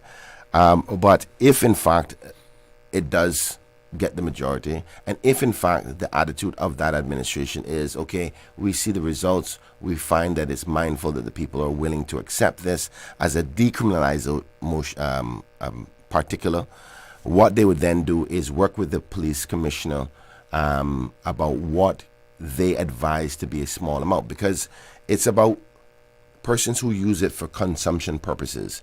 So obviously persons who are involved in the drug game, I guess you would call that, would be persons who are supplying drugs and people who are consuming drugs. What we're trying to do here, or what the suggestion of this question is, do not ruin the life of a person who is doing it for consumption purposes at home. I mean, some people smoke marijuana because it's a pain reliever, cancer patients, those kinds of things. But obviously the law allows for you to get it in liquid form for pain relief. But some people use it just as a recreation, like they drink alcohol. So the point here is persons who are doing it for consumption of their own, as opposed to selling it or importing it, all of those things will still be a criminal offense. But if you're caught, say for instance, with a marijuana cigarette or multiple cigarettes, that is perceived by the police enforcement agencies that this is for your personal use, then it fits into the category of decriminalized, meaning it isn't for the purposes of supplying. Now, what that threshold amount is, I would suggest, if it was before me and I was the leader of the government, to fit the same amounts that the prosecutors deemed before they decide to charge you for supplying. So in a criminal case, as we did the research with the police commissioner, if you are caught with marijuana, once it gets to a certain amount, they will decide whether if this was for your own personal use or was there an intention here to sell this to somebody else. And I think the threshold in Cayman is around 8 ounces, 8 ounces or 12 ounces, I can't remember, before they start to determine, okay, hold on, this is way too much. You can't be doing this just for your personal use. You are up to something else. So that's the threshold. Now, in other jurisdictions in the Caribbean, they vary from, I think, as far as 26 ounces and as low as 6 ounces. And it's, I don't know how to put that in common terms, because the average person don't smoke marijuana or cannabis, but I think it would be best suited for any administration is to take the guiding decision from our police officials, and that would be the police commissioner, Mr. Kirk Walton. And whatever he says to the administration would be considered a small amount for personal use. Anything below that would be decriminalized. Anything after that will continue to be a criminal offense. So ultimately, we're not here trying to give a pass for persons who are importing marijuana, persons who are supplying marijuana. This is, you just don't want to ruin the lives of Caymanians who are considering to doing it for pleasure or in small quantities for their own use. So that's what that is about. Now, again, the most important thing that the public should know is this. You can vote no. I don't want the public to feel that they're compelled to vote yes or vote no. But what we want them to understand is that the reason why this is being even discussed in the first place is that there are negative effects on the criminal record component on Caymanians' lives. As I said when I called in, from a job employment opportunity for malicious employers who are just looking for excuses not to hire Caymanians. From a perspective, if a person has a medical emergency and have to travel, once that gets on your record, particularly if you have to travel to the United States or any other Caribbean, any other island for that fact, they look for your record. What do we say to those people who say, why a referendum on this issue? We have seen various governments take the bull by the horn and just introduce legislation. Yeah. Like, for instance, one that was done in the early 2000s, the succession law that impacted people, for instance, those persons who were the illegitimate child, of a person who left an estate, but they would not be taken into consideration because they were illegitimate children. And once they could prove paternity and everything else, then they could share in the distribution of the estate. We've seen governments take the initiative on several issues. If this is so crucial to people's future, young people's future, their ability to travel, why not just go ahead and do it rather than seeking public opinion on it? Well, let's get back to the foundation of why have a referendum. And first off, let me address the fact that it's not only about young people. Elders smoke marijuana too. So it's not only about young people, but the focus mainly from a sensitive perspective. We don't want to ruin young people's lives. If somebody older, the consequences, so forth. But I asked the question, why not have a referendum? What is the purpose of a referendum? Why did we put it in our Constitution? We put that in there so when legislators think something is controversial or sensitive enough where we need the people's input. Now, granted, I agree with you. If we want to, or if we wanted to before with a majority government, we could have made that decision. But obviously, this is going to be a very controversial one. There are people who are listening to me right now who are probably supporters of mine going, Kenneth, what are you talking about with this marijuana thing? But then we try to educate and say, listen, this is not about promoting young people or older people smoking marijuana. This is about preventing people's lives from being ruined, especially if it's for small amounts and not giving them a record. So my question, I know we have a caller. We're going to go to a commercial break. But let me just see if I can close this part off. We created a referendum law in our Constitution to be used. If this isn't the time to use it, when will we use it? I hear the talk about these are controversial issues. That's exactly when you use it, because that's the purpose of it. Otherwise, like people say, I elected you to make the decisions. I agree with you, but when do you use a referendum? And it's when they are sensitive. So actually, those persons who are saying this is controversial, you're supporting the argument to use the referendum. So I'll leave it there and come back. Okay, folks, we're going to take a commercial break. Don't change that dial. Please stay tuned. For the record, with Deputy Premier, the Honorable Kenneth Bryan, will continue shortly. She hear clunk and her car stop. I was just about to send her some money, so I send it straight to her JN Money transfer card. It cost me less, and perhaps she use the card, pay the garage right away. She'll get discount through the JN Rewards program in Jamaica.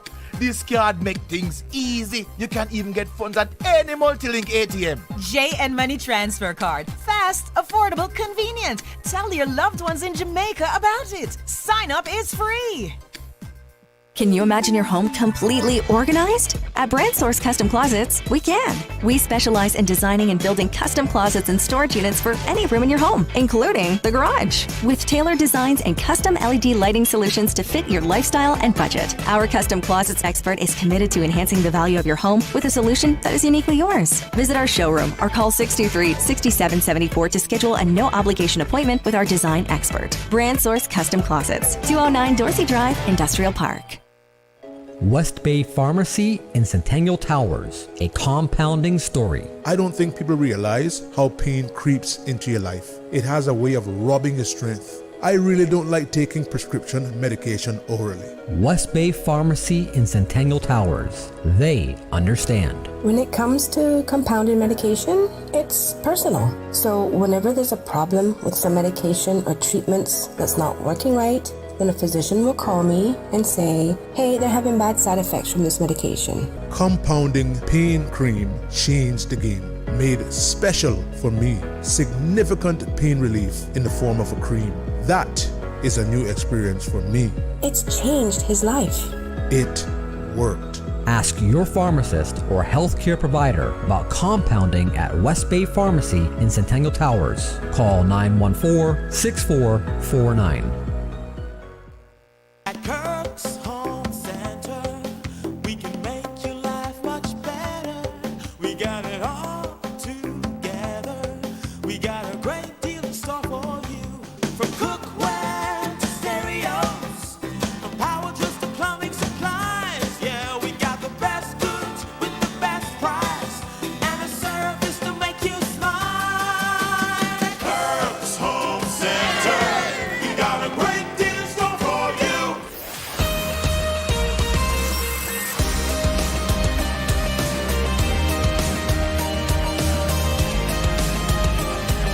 For the Record with Orrett Connor. Good morning and welcome back to For the Record. Before I forget my discussion early before the Deputy Premier came into the studio in terms of Bermuda. Bermuda has 36 constituencies. So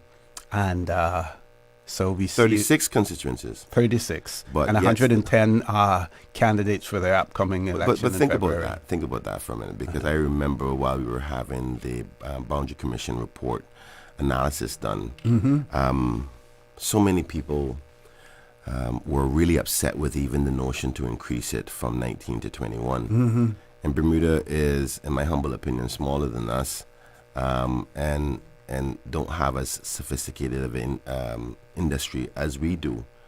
And I just want us to put that in comparison, because Bermuda is probably the closest comparison island, and they have 36. So, and I know that sometimes when you think about the salaries of an MP being $10,000 a month, be like, oh, that's more expense. That's $120,000 a year, $480,000 for a term. But if you need more members to be effective to get the job done, maybe they may not lose $100 million worth of value because there's such less people doing it. So I want us to put that in context, because I truly believe the parliament numbers should increase. We now have West Bay South having 1,700 and odd persons compared to some other constituencies that have 500 or 600. It just really, we really need to increase the members of parliament. Not only that, but we have 8 members of cabinet. You need more backbenchers to support the government.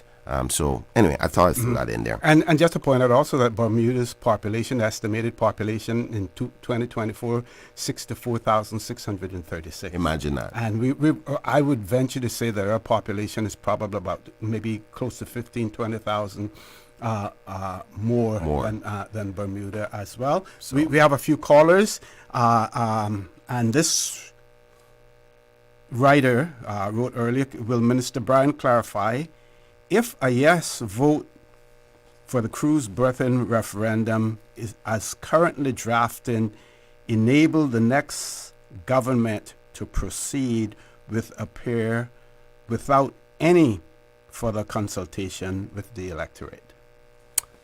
The simple answer to that is yes. I think that because it's a non-binding referendum, the next administration will have the right to choose to do whatever it wishes with the data and the results once it come back.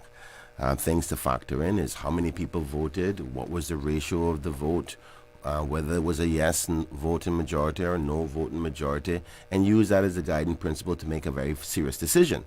So yes, the next administration can take the data and go forward without any further discussion. But they wouldn't be obliged to. They wouldn't be obliged to. Not binding. Not binding. And I could only say that, the coming back with a yes vote, naturally any administration would say to themselves, okay, the people are in support of it. Now go ahead and make sure I do all the relevant studies to make sure that what I do put in place is proper. Where is the best place for it? Make sure we do as much environmental impact assessment as we can to minimize any damage, and try to get it funded to a ratio and a model and an interest rate that is in favor of the Caymanian people. That's the three things I think the next administration would have to do if they find that the data that came back from the results are in support. That's how I see it. And this person wants to know whether or not the legislation would allow persons who use cannabis to grow it legally as well. No, this has nothing to do with growing. This has nothing to do with importing. This has nothing to do with anything to do with marijuana itself. This has to do with the record before the courts of this of the judicial system. That's what this is about. So the police will continue to operate as normal. They can arrest you, they can lock you up, they can fine you, you can even go to jail. This is about your criminal record so it doesn't hurt your whole life for small amounts of it, because we recognize it's hurting Caymanians in many different ways. So for those who are listening that are worried about this part of the question, we are not supposing to change the way we deal with marijuana in this country. We just don't want the record to ruin their lives. That's it. Police will continue to do what they're doing and stop people from smoking, stop people from importing, and finding them. A matter of fact, if this is passed, there's going to be a suggestion to increase the penalties on it, because now the penalties on your record will be minimized. Therefore, it's more justified to increase the fees associated with it. We have a few callers. Should we grab those callers now? Let's go to we have 3 callers. We're going to ask each caller to please be as brief as possible. Minister Bryan has to, of course, be in Parliament. I'm not sure you're going to be with us until 10 o'clock. First caller, good morning. Welcome to For the Record. Hello, good morning. Good morning. Mr. O.C. is me speaking now? Yes, you go right ahead. Yes, Mr. O.C., good morning. Feeling Rambo. Morning, Deputy Premier Bryan. Good morning, sir. Kenneth. Yeah, we'll see you in 3 minutes. I'll wrap it up fast. Anyhow, go ahead. I come in from Cordoga, right? Geopolitical theory, the lone gunman theory, right? Biden, flexing muscle, say let's go to war, get rid of consignments. Putin invade Ukraine. And right before that, Macron and Putin had a good tribunal meeting. Okay? And the referendum now is a curtailment, possible privilege. Mr. O.C., I appreciate you tell Kenneth, all other jurisdiction, they passed it. And drugs is a failure. Critical thinking. Okay? And the Park government will commence the last election, September 2021. You guys came out with a strategic plan, right? Of decriminalization. Unfortunately, you see, decriminalization, right? Mr. Kenneth, yes, sir. You're a current MP. You guys have the power, right? Make decisions and perceptions. However, your decriminalization is differentiating, right? And distinguish, and obviously across the board, it's a pre-hating and segregating classes, right? The demograph. Okay? I wrap up now, because time limited. You see, Trump now, it's affect K-Bun, I find that. Trump and Elon Musk. Well, I'm a Trump fan, I care about to say. You know, the penny of the copper, the 1 cent, going to phase out, obsolete now. Right? And do you know 14 cents you can nickel, 5 cents, right? So that they're making. And you know the land trade with UK Prime Minister, right? And he based on UK now is economic reform, you know. So I don't know who next finance minister will be. Like I said again, OC, I tell you so time and time again, and I bet no doing when I get in office. The action man him after calling Friday, the action man fees then. And I bet no doing real shoulder. Well, okay? I think this is the reason why you need experienced person in Parliament right now and not a whole slate of brand new people, because if you don't know what you're doing, particularly with the fact that Trump is in and the economic global situation, a group of brand new people in Parliament could make a right mess for this country. So you've highlighted a very good point, my brother. The next 4 years is not going to be a place for training ground in Parliament or in the Executive Council. So I agree with you there. Nothing I say, Kenneth, it's all about material in equivalence. Kenneth, if I was in prison, I'd be running out now. I mean, obviously I'm liberated, but if I was in prison, if I had a certain time, I'd be running with some part there. You understand? Yes, sir. Get things done, because we don't want to be sitting on here about pacifying. And Mr. OC, when I call you on Friday, right? Irrelevant to me now, or irrelevant if a politician comes to my door now. That baby things about that dollhouse that I'm showing you for my contacts. Every vote if I have election, every election, in 9% they get in, but I complaining. In BC now way, but like I said again, I bought tracking that strategic plan for September 2001 in the shift up. But can you feel me now? No one be sitting on here, no pass for you. No one be sitting. Thank you, brother. Have a good day. All right. Oh, see if I can just put this out, because I know we have some callers, sure. And I'm glad the caller wrapped up quickly, right? But you know what is interesting for me? Because I'm one of my biggest issues is protecting Caymanians' opportunities. So when I think about immigration, I think about control of our parliament, but also control of job opportunities. And what makes me upset, particularly with this issue here of the referendum around marijuana criminal record component, is this. A foreigner can come to the Cayman Islands from a jurisdiction upon which marijuana possession and use is not illegal or decriminalized. So they come to Cayman with their clean police record. They go in and say, oh, look at me, I'm a very good person, hire me. The Caymanian, who's in exactly the same position, but because in the Cayman Islands, a small amount is criminal, he can't or she can't get the job. And that's unfair. And I just, these are the type of things that I want our people to think about, because I don't want to leave my listening audience, particularly the good people of Georgetown Central. Kenneth, Bryan is not promoting marijuana use. What I am promoting is protecting Caymanians' opportunities to survive in a very difficult economic situation as it is. And I want to take away the barriers from Caymanians either traveling, medical emergencies, or job opportunities. That's what that question is about.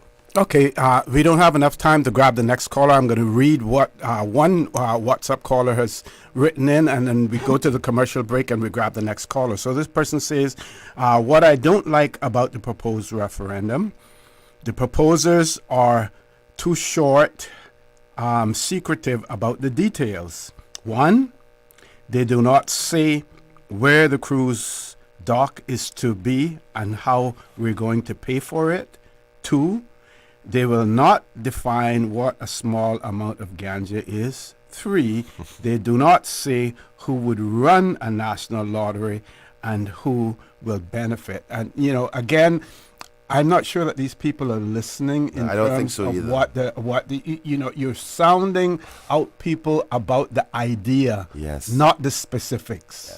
Yeah. I think that's the problem. I mean, the truth is I'll take full responsibility for lack of campaigning and details about it, because you can't campaign and inform people about more details about it until you actually get the bill passed. Now, the marketing may cost, you know, somewhere between $50,000 and $100,000 on radio and papers and social media and all these stuff and talks within the community. But you can't start that until the bill is actually passed and approved, because otherwise I've wasted the people's money.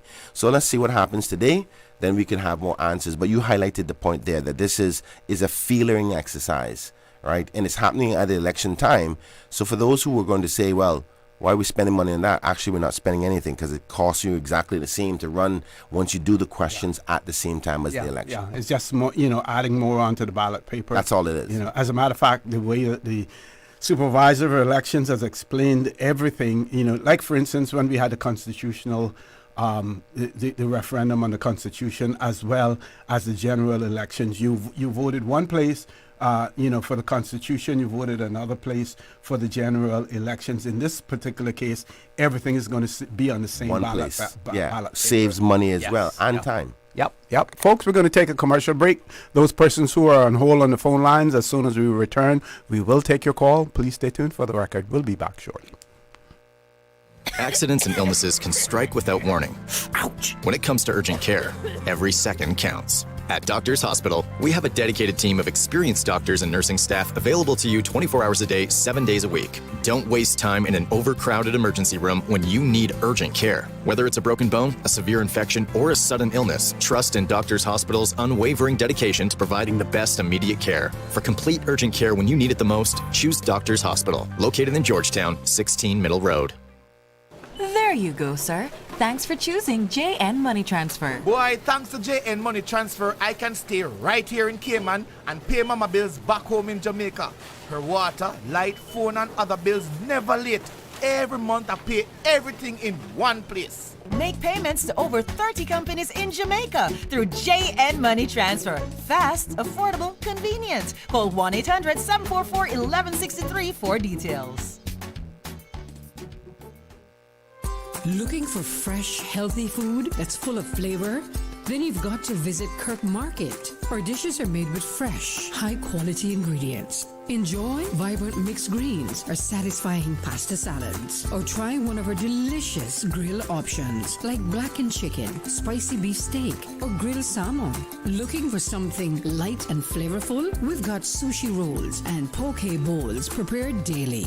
And don't forget to explore a hot bar or Billy Fresh salad at the salad bar. Stop by Kirk Market today for breakfast, lunch, or dinner and taste the difference. Eat well, live well with Kirk Market.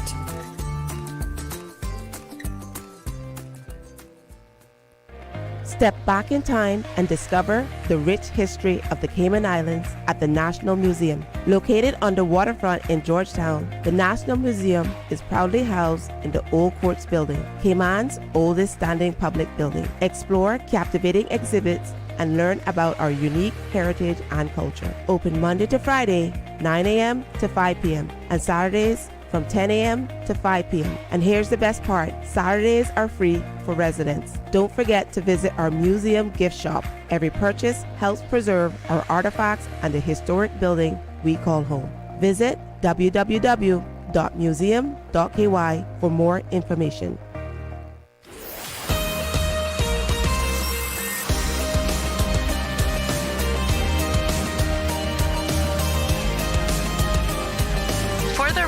With Orrett Connor. Good morning. Welcome back to For the Record. Miss Susan, we have a voice note there at some point in time.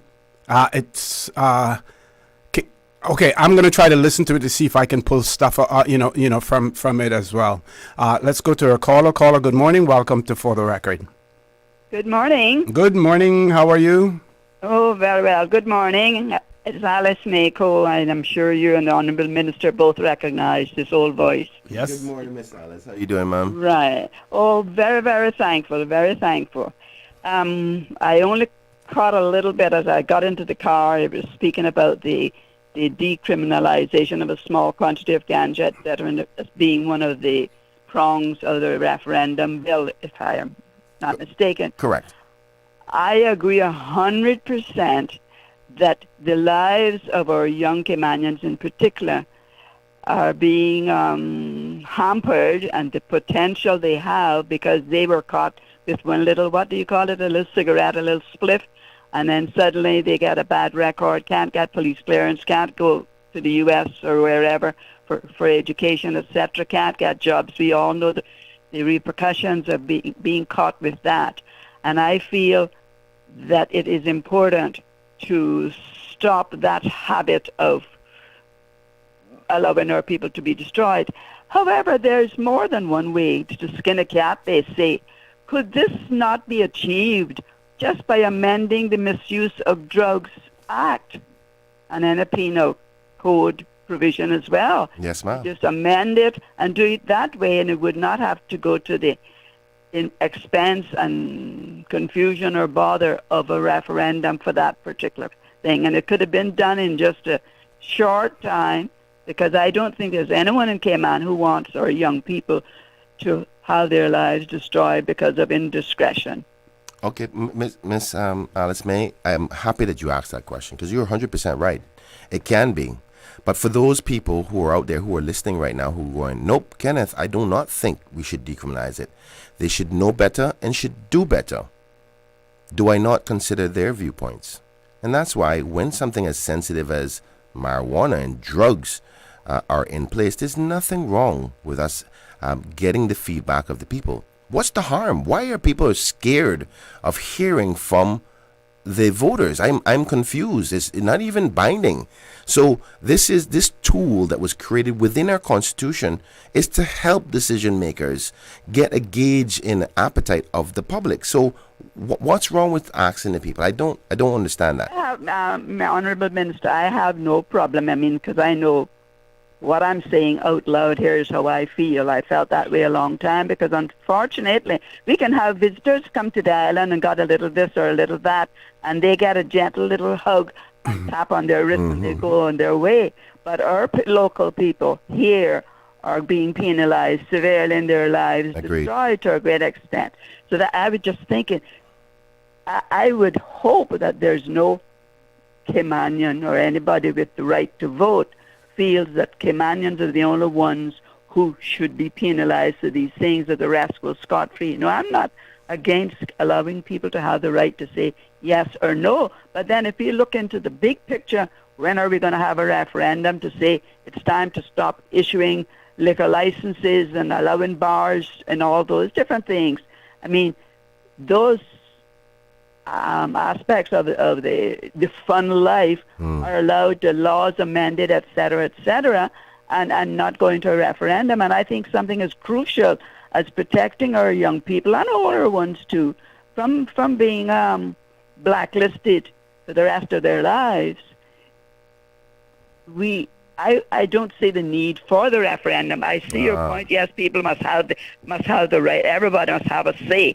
But just suppose it comes back saying, no, you shouldn't decriminalize it. Then here we are at the same position of our Caymanians being victims. So Ms. Alice, I agree with you. I see where you're going. So basically saying this is not that big of a deal to have a referendum. So when would we have a referendum? What do you think in your mind gives justification for a referendum? Well, certainly a referendum. I'm going to say this. Just suppose you say, we need to go independent. Now, that's something you would go. Yes, ma'am. You know, that's a referendum, so and so. But there are certain things in the day-to-day, because I see the government, present and past governments, have amended laws and done things that we are shocked by, and it didn't come to a referendum. Not because the provision is in the Constitution that it's a must for everything. Everybody has not a for right everything. You got it. Yeah. So do you think we should have a referendum for the for cruise berthing infrastructure? I think the problem with that right now, all it is saying, who's in favor of having a better facilities, pier or whatever.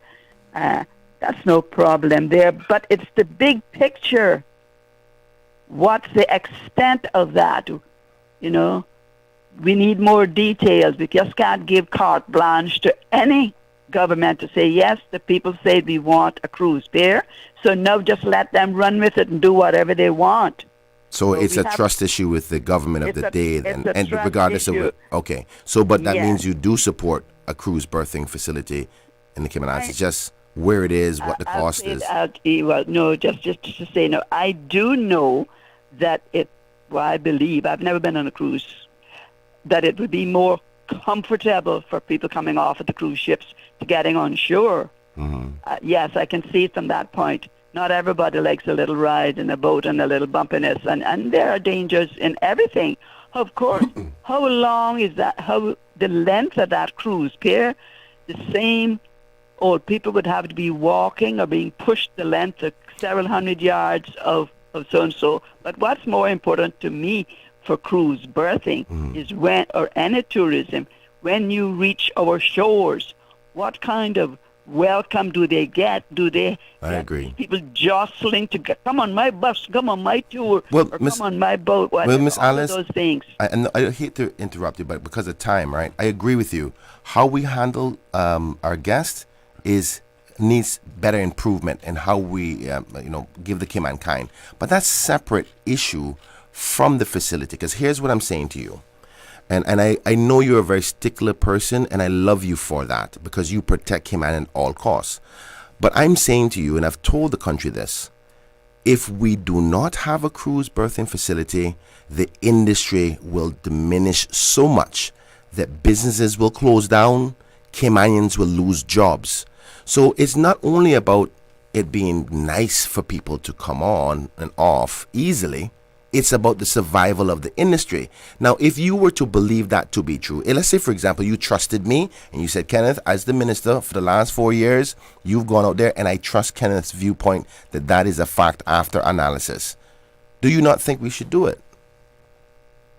No, it's not the concept of having a cruise pier. It's the fact that we don't want to give carte blanche to any government to say, okay, you can do it. Now we just leave it to them and they go hog wild, put us in debt from here to eternity. Of course, there's the damage to the environment. You know, I'm an environmentalist as well.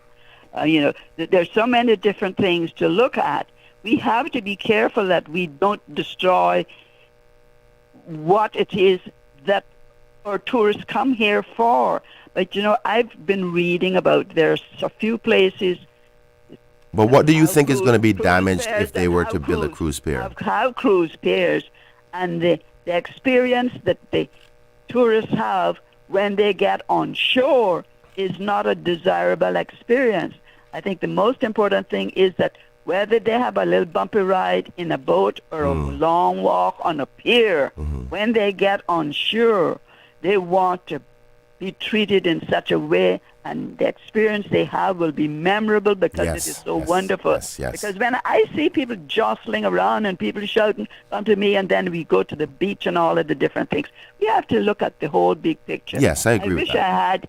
I wish I had the time, or rather that you had the time, and that we could go through things carefully, because when I'm going to come sit down with you, Miss Alice. I think we should, because I think look that... at the big picture, Mr. Kenneth. Yes, ma'am. It's the cost, and we can't give carte blanche to anybody to say, okay, now I've told you can do it. You can go out there and do whatever. Put it wherever you want. Build it however you want. Spend whatever you want. I don't think that's what the question would say, though. The government will still be held to other pieces of legislation from an environmental perspective, financial controls and so forth. So that wouldn't be a carte blanche approach. And the question goes back to, do you trust your elected government? Because if you're voting to say no because you don't trust the government, then you're not voting on the principal question itself. So it's a trust issue rather than whether we should have a pier or not for the viability and sustainability of the industry, which is the wrong way to vote. You've already said that you actually support cruise. I just think it's a trust issue with politicians, which I understand because the history has proven behaviors that cause you to feel that way, but that's not what you're supposed to be voting for. We want to thank the caller. We have several callers on hold as well. We have to go to a commercial break. Folks, please stay tuned for the record. We'll be back shortly. Shipping to the Cayman Islands is fast, reliable, and seamless thanks to Cayman Airways Cargo. Need it faster than ocean freight? Cayman Airways Cargo offers multiple cargo flights to Grand Cayman from Miami weekly, so your packages, whether big, small, or in between, will arrive in no time. You can even use a Cayman Airways Cargo US address for your online shopping. Cayman Airways Cargo is also the only carrier providing air freight services for Cayman Brac and Little Cayman. Contact us today and see why Cayman Airways Cargo was voted as Cayman's best cargo and logistics company in the Best of Cayman Awards. For details, visit caymanairways.com/cargo. Did you know that Doctors Hospital provides urgent care services 24 hours a day, 7 days a week? And Doctors Hospital's urgent care physicians have access to the most advanced MRI and CT imaging in the Caribbean, providing reliable diagnostics when you need it most. When you need quality urgent care for an illness or injury, Doctors Hospital is here for you 24/7. Whether it's a migraine, chest or abdominal pain, shortness of breath, broken bones, or another urgent need, Doctors Hospital at the top of Walker's Road. Urgent care right now. Your dream home starts with a vision, and often inspiration is at the heart of that vision. Brand Source Home Gallery's in-house designers are here to help bring your vision to life. Whether you're remodeling or building a new home, Brand Source Home Gallery is your one-stop solution. Explore their kitchen cabinets, sinks, faucets, bath fixtures, tubs, vanities, and more. Let Brand Source's designers help and inspire you with your next project. Call 623-5000 and schedule an appointment with a design expert at Brand Source Home Gallery, Dorsey Drive, Industrial Park, serving Cayman for 50 years.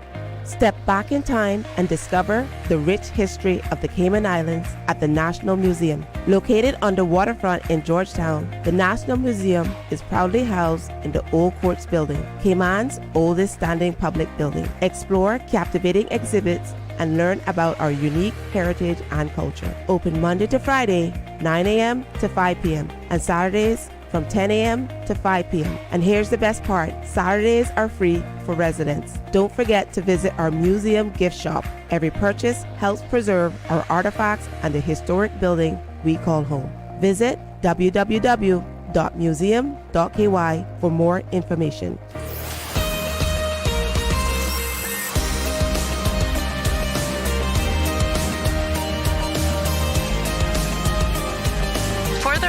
With Orrett Connor. Good morning. Welcome back to For the Record. So, folks, I want you to listen. We have 5 callers on hold. We have 12 minutes before 10 o'clock when Minister Bryan has to leave.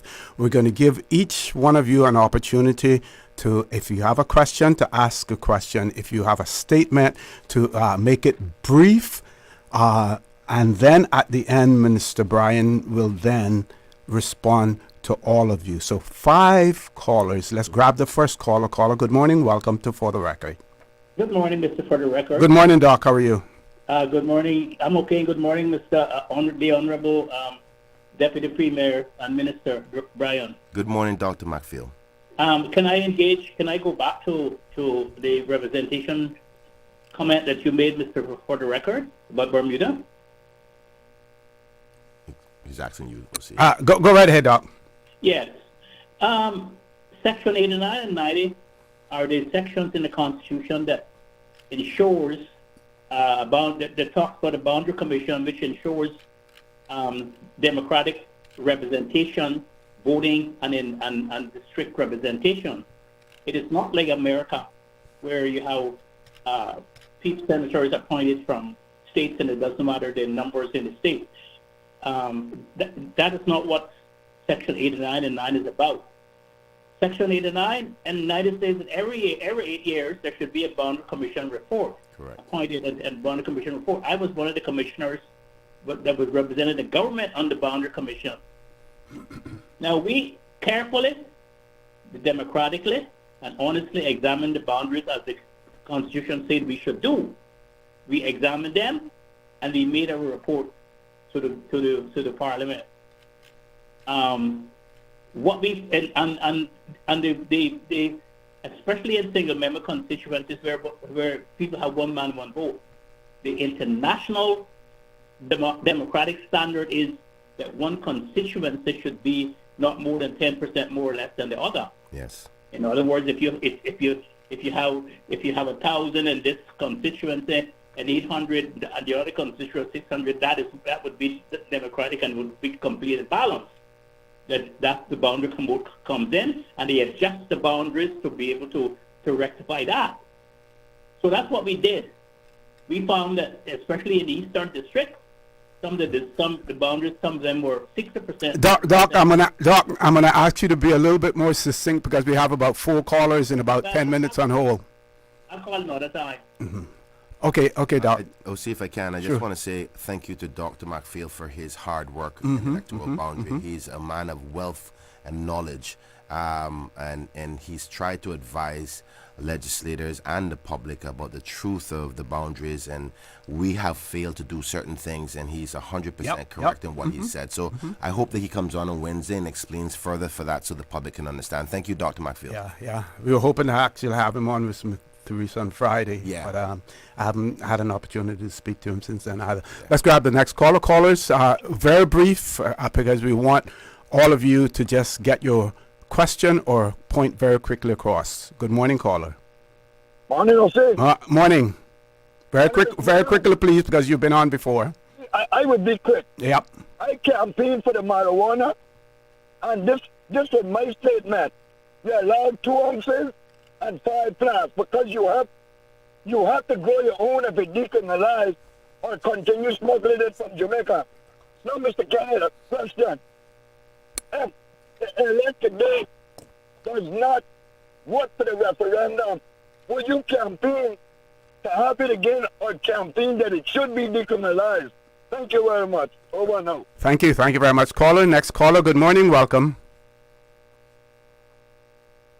So, Ms. Susan, next caller. What about WhatsApp? Caller, good morning. Caller, good morning, welcome.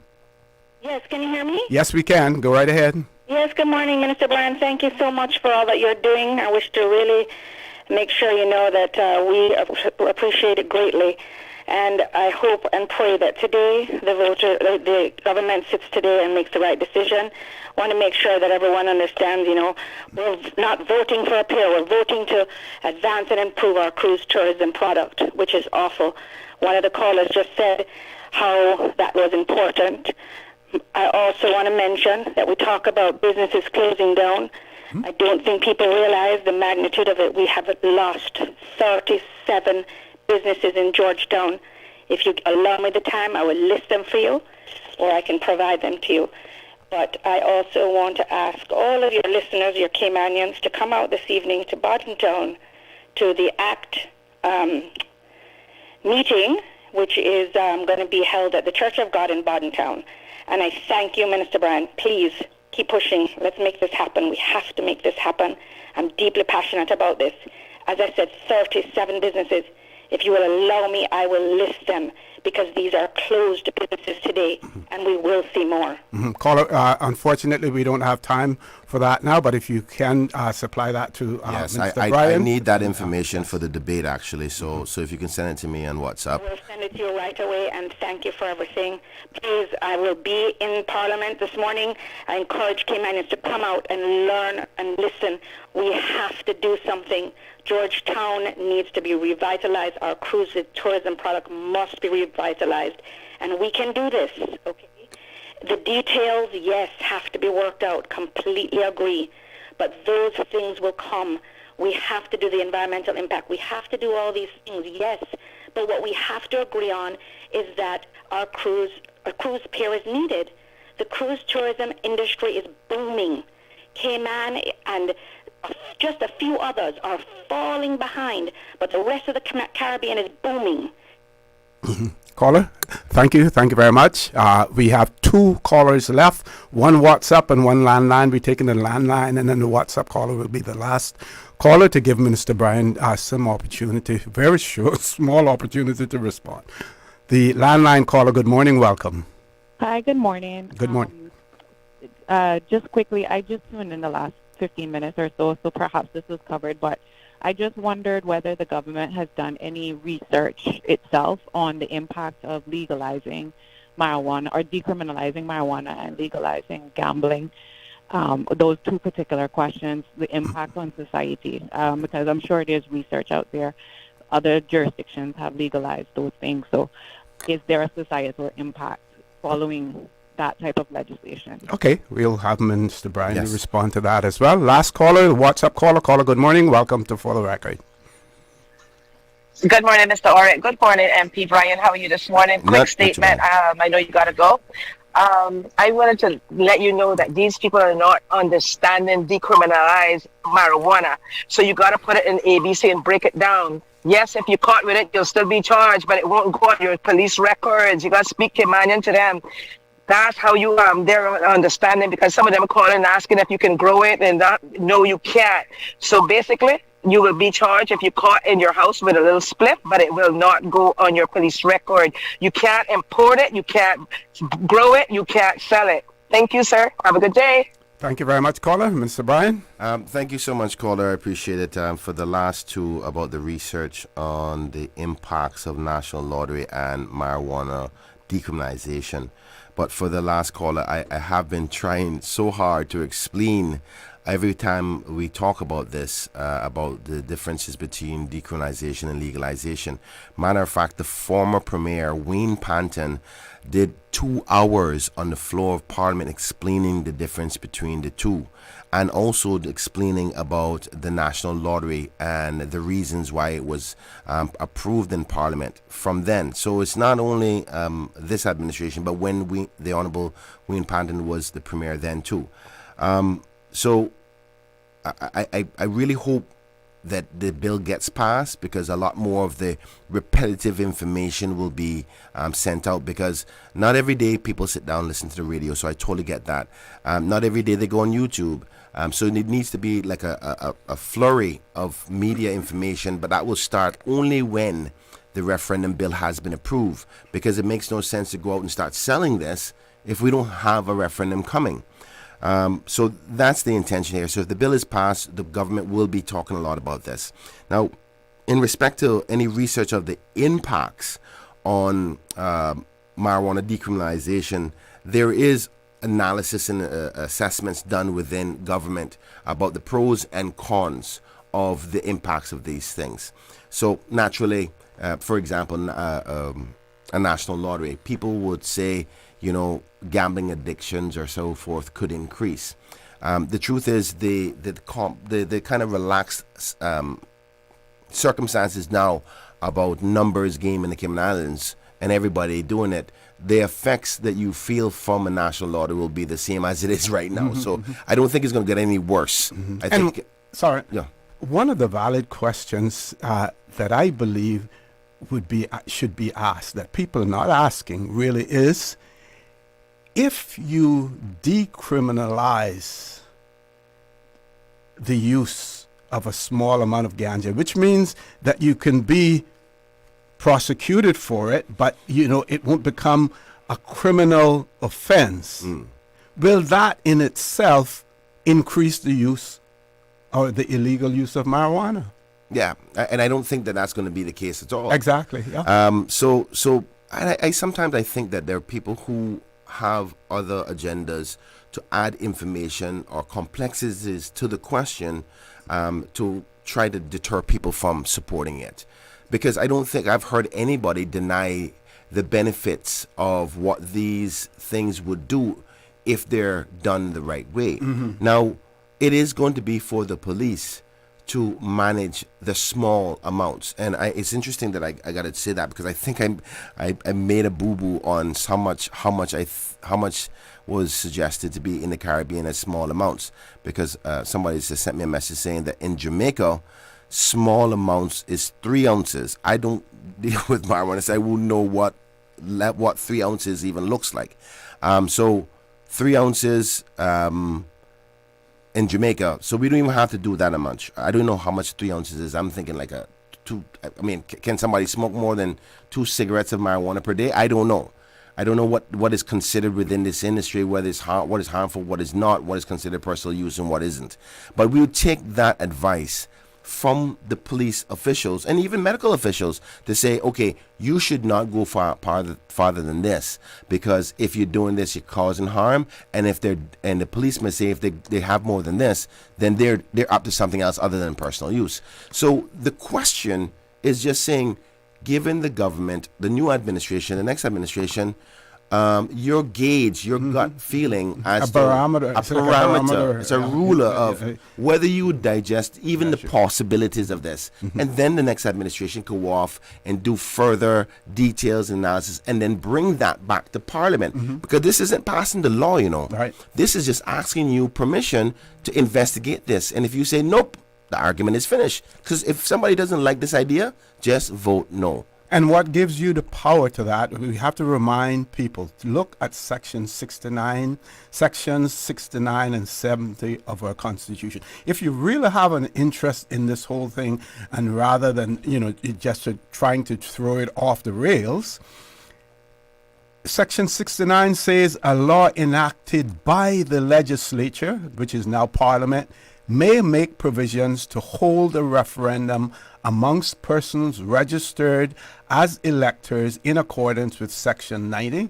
Section 90 speaks to the qualifications, for voting on a matter or matters of national importance, when so resolved by the majority of the elected members of the Assembly. And then it goes on to have a caveat that the question of whether or not the Cayman Islands should seek an amendment to this Constitution that may result in their independence shall be deemed a matter of national importance. So they make specifications in terms of independence, that's a national. But with the process that you're going through now is afforded to you under Section 6 to 9 of our Constitution to go to the Legislative Assembly to see whether or not you can convince the majority of the elected members of our Parliament to support a referendum bill. That is all it is at this point in time. But interestingly enough, OC, the decision to say whether these are national importance has already been done. We've already done the motion. The Constitution says by a motion of your elected members whether it's a national importance. This part is just the technicality part for the elections office to legally carry out the referendum. So there's two stages to this process. That stage of deciding that these things are things that should go to the people has already been decided. And what we have is other elected members who all vote in support of this now reneging on that position. For what reason? I hope they can explain themselves, those who intend to do that today in floor of Parliament. Why are you changing your position? Because you've already deemed this, and if we didn't have all the ups and downs of the administration, the bill would have already been passed. It's just that, honestly, I think there's so much dishonesty amongst some members that have been elected. I'm disappointed, honestly. I feel ashamed being an elected member with some of the things that I see by some of these elected members today. Because I'm so happy to get in a time when Ezard, Arden, and Kirk Tibbetts and those ones were still a part of Parliament, where the conventions of Parliament still reared supreme. Because the behavior that I see, I would never dare abandon a government when you swore to the people that you would do so. And some of the behaviors, it's like I'm trying to be the deputy premier and be professional because that's what they want me to be. But it is disappointing. And it's sad. You ask any of the seniors in our community, call Dr. McFeel, call Ezard, call Arden, and ask them if this is parliamentary behavior and whether that is convention. When I was taught, when I got into Parliament, they sat down with me and said, young man, this is conventions of Parliament. This is democracy. And they taught me well. The bunch of nonsense I've seen coming up here now, I go, I don't know what my Parliament is going to be. And now you have another group of people coming in with a slate of all brand new people who've never even doing understanding standing orders. OC, to be totally honest with you today, I am concerned. Seriously concerned. And one of the things that they said about Nancy Pelosi was that she knew how to count votes. But I'm listening to your emotions, watching your emotions. Now, do you have concerns as to whether or not this bill is likely to pass? I can't honestly answer that. I honestly can't. And you know what? I want a decision made today so we can move on. There's so many other issues that this country needs to deal with. And I think that we're putting so much energy because of people who have other agendas. This is simple. All we're doing is saying, Caymanians, what do you think? And give us an answer.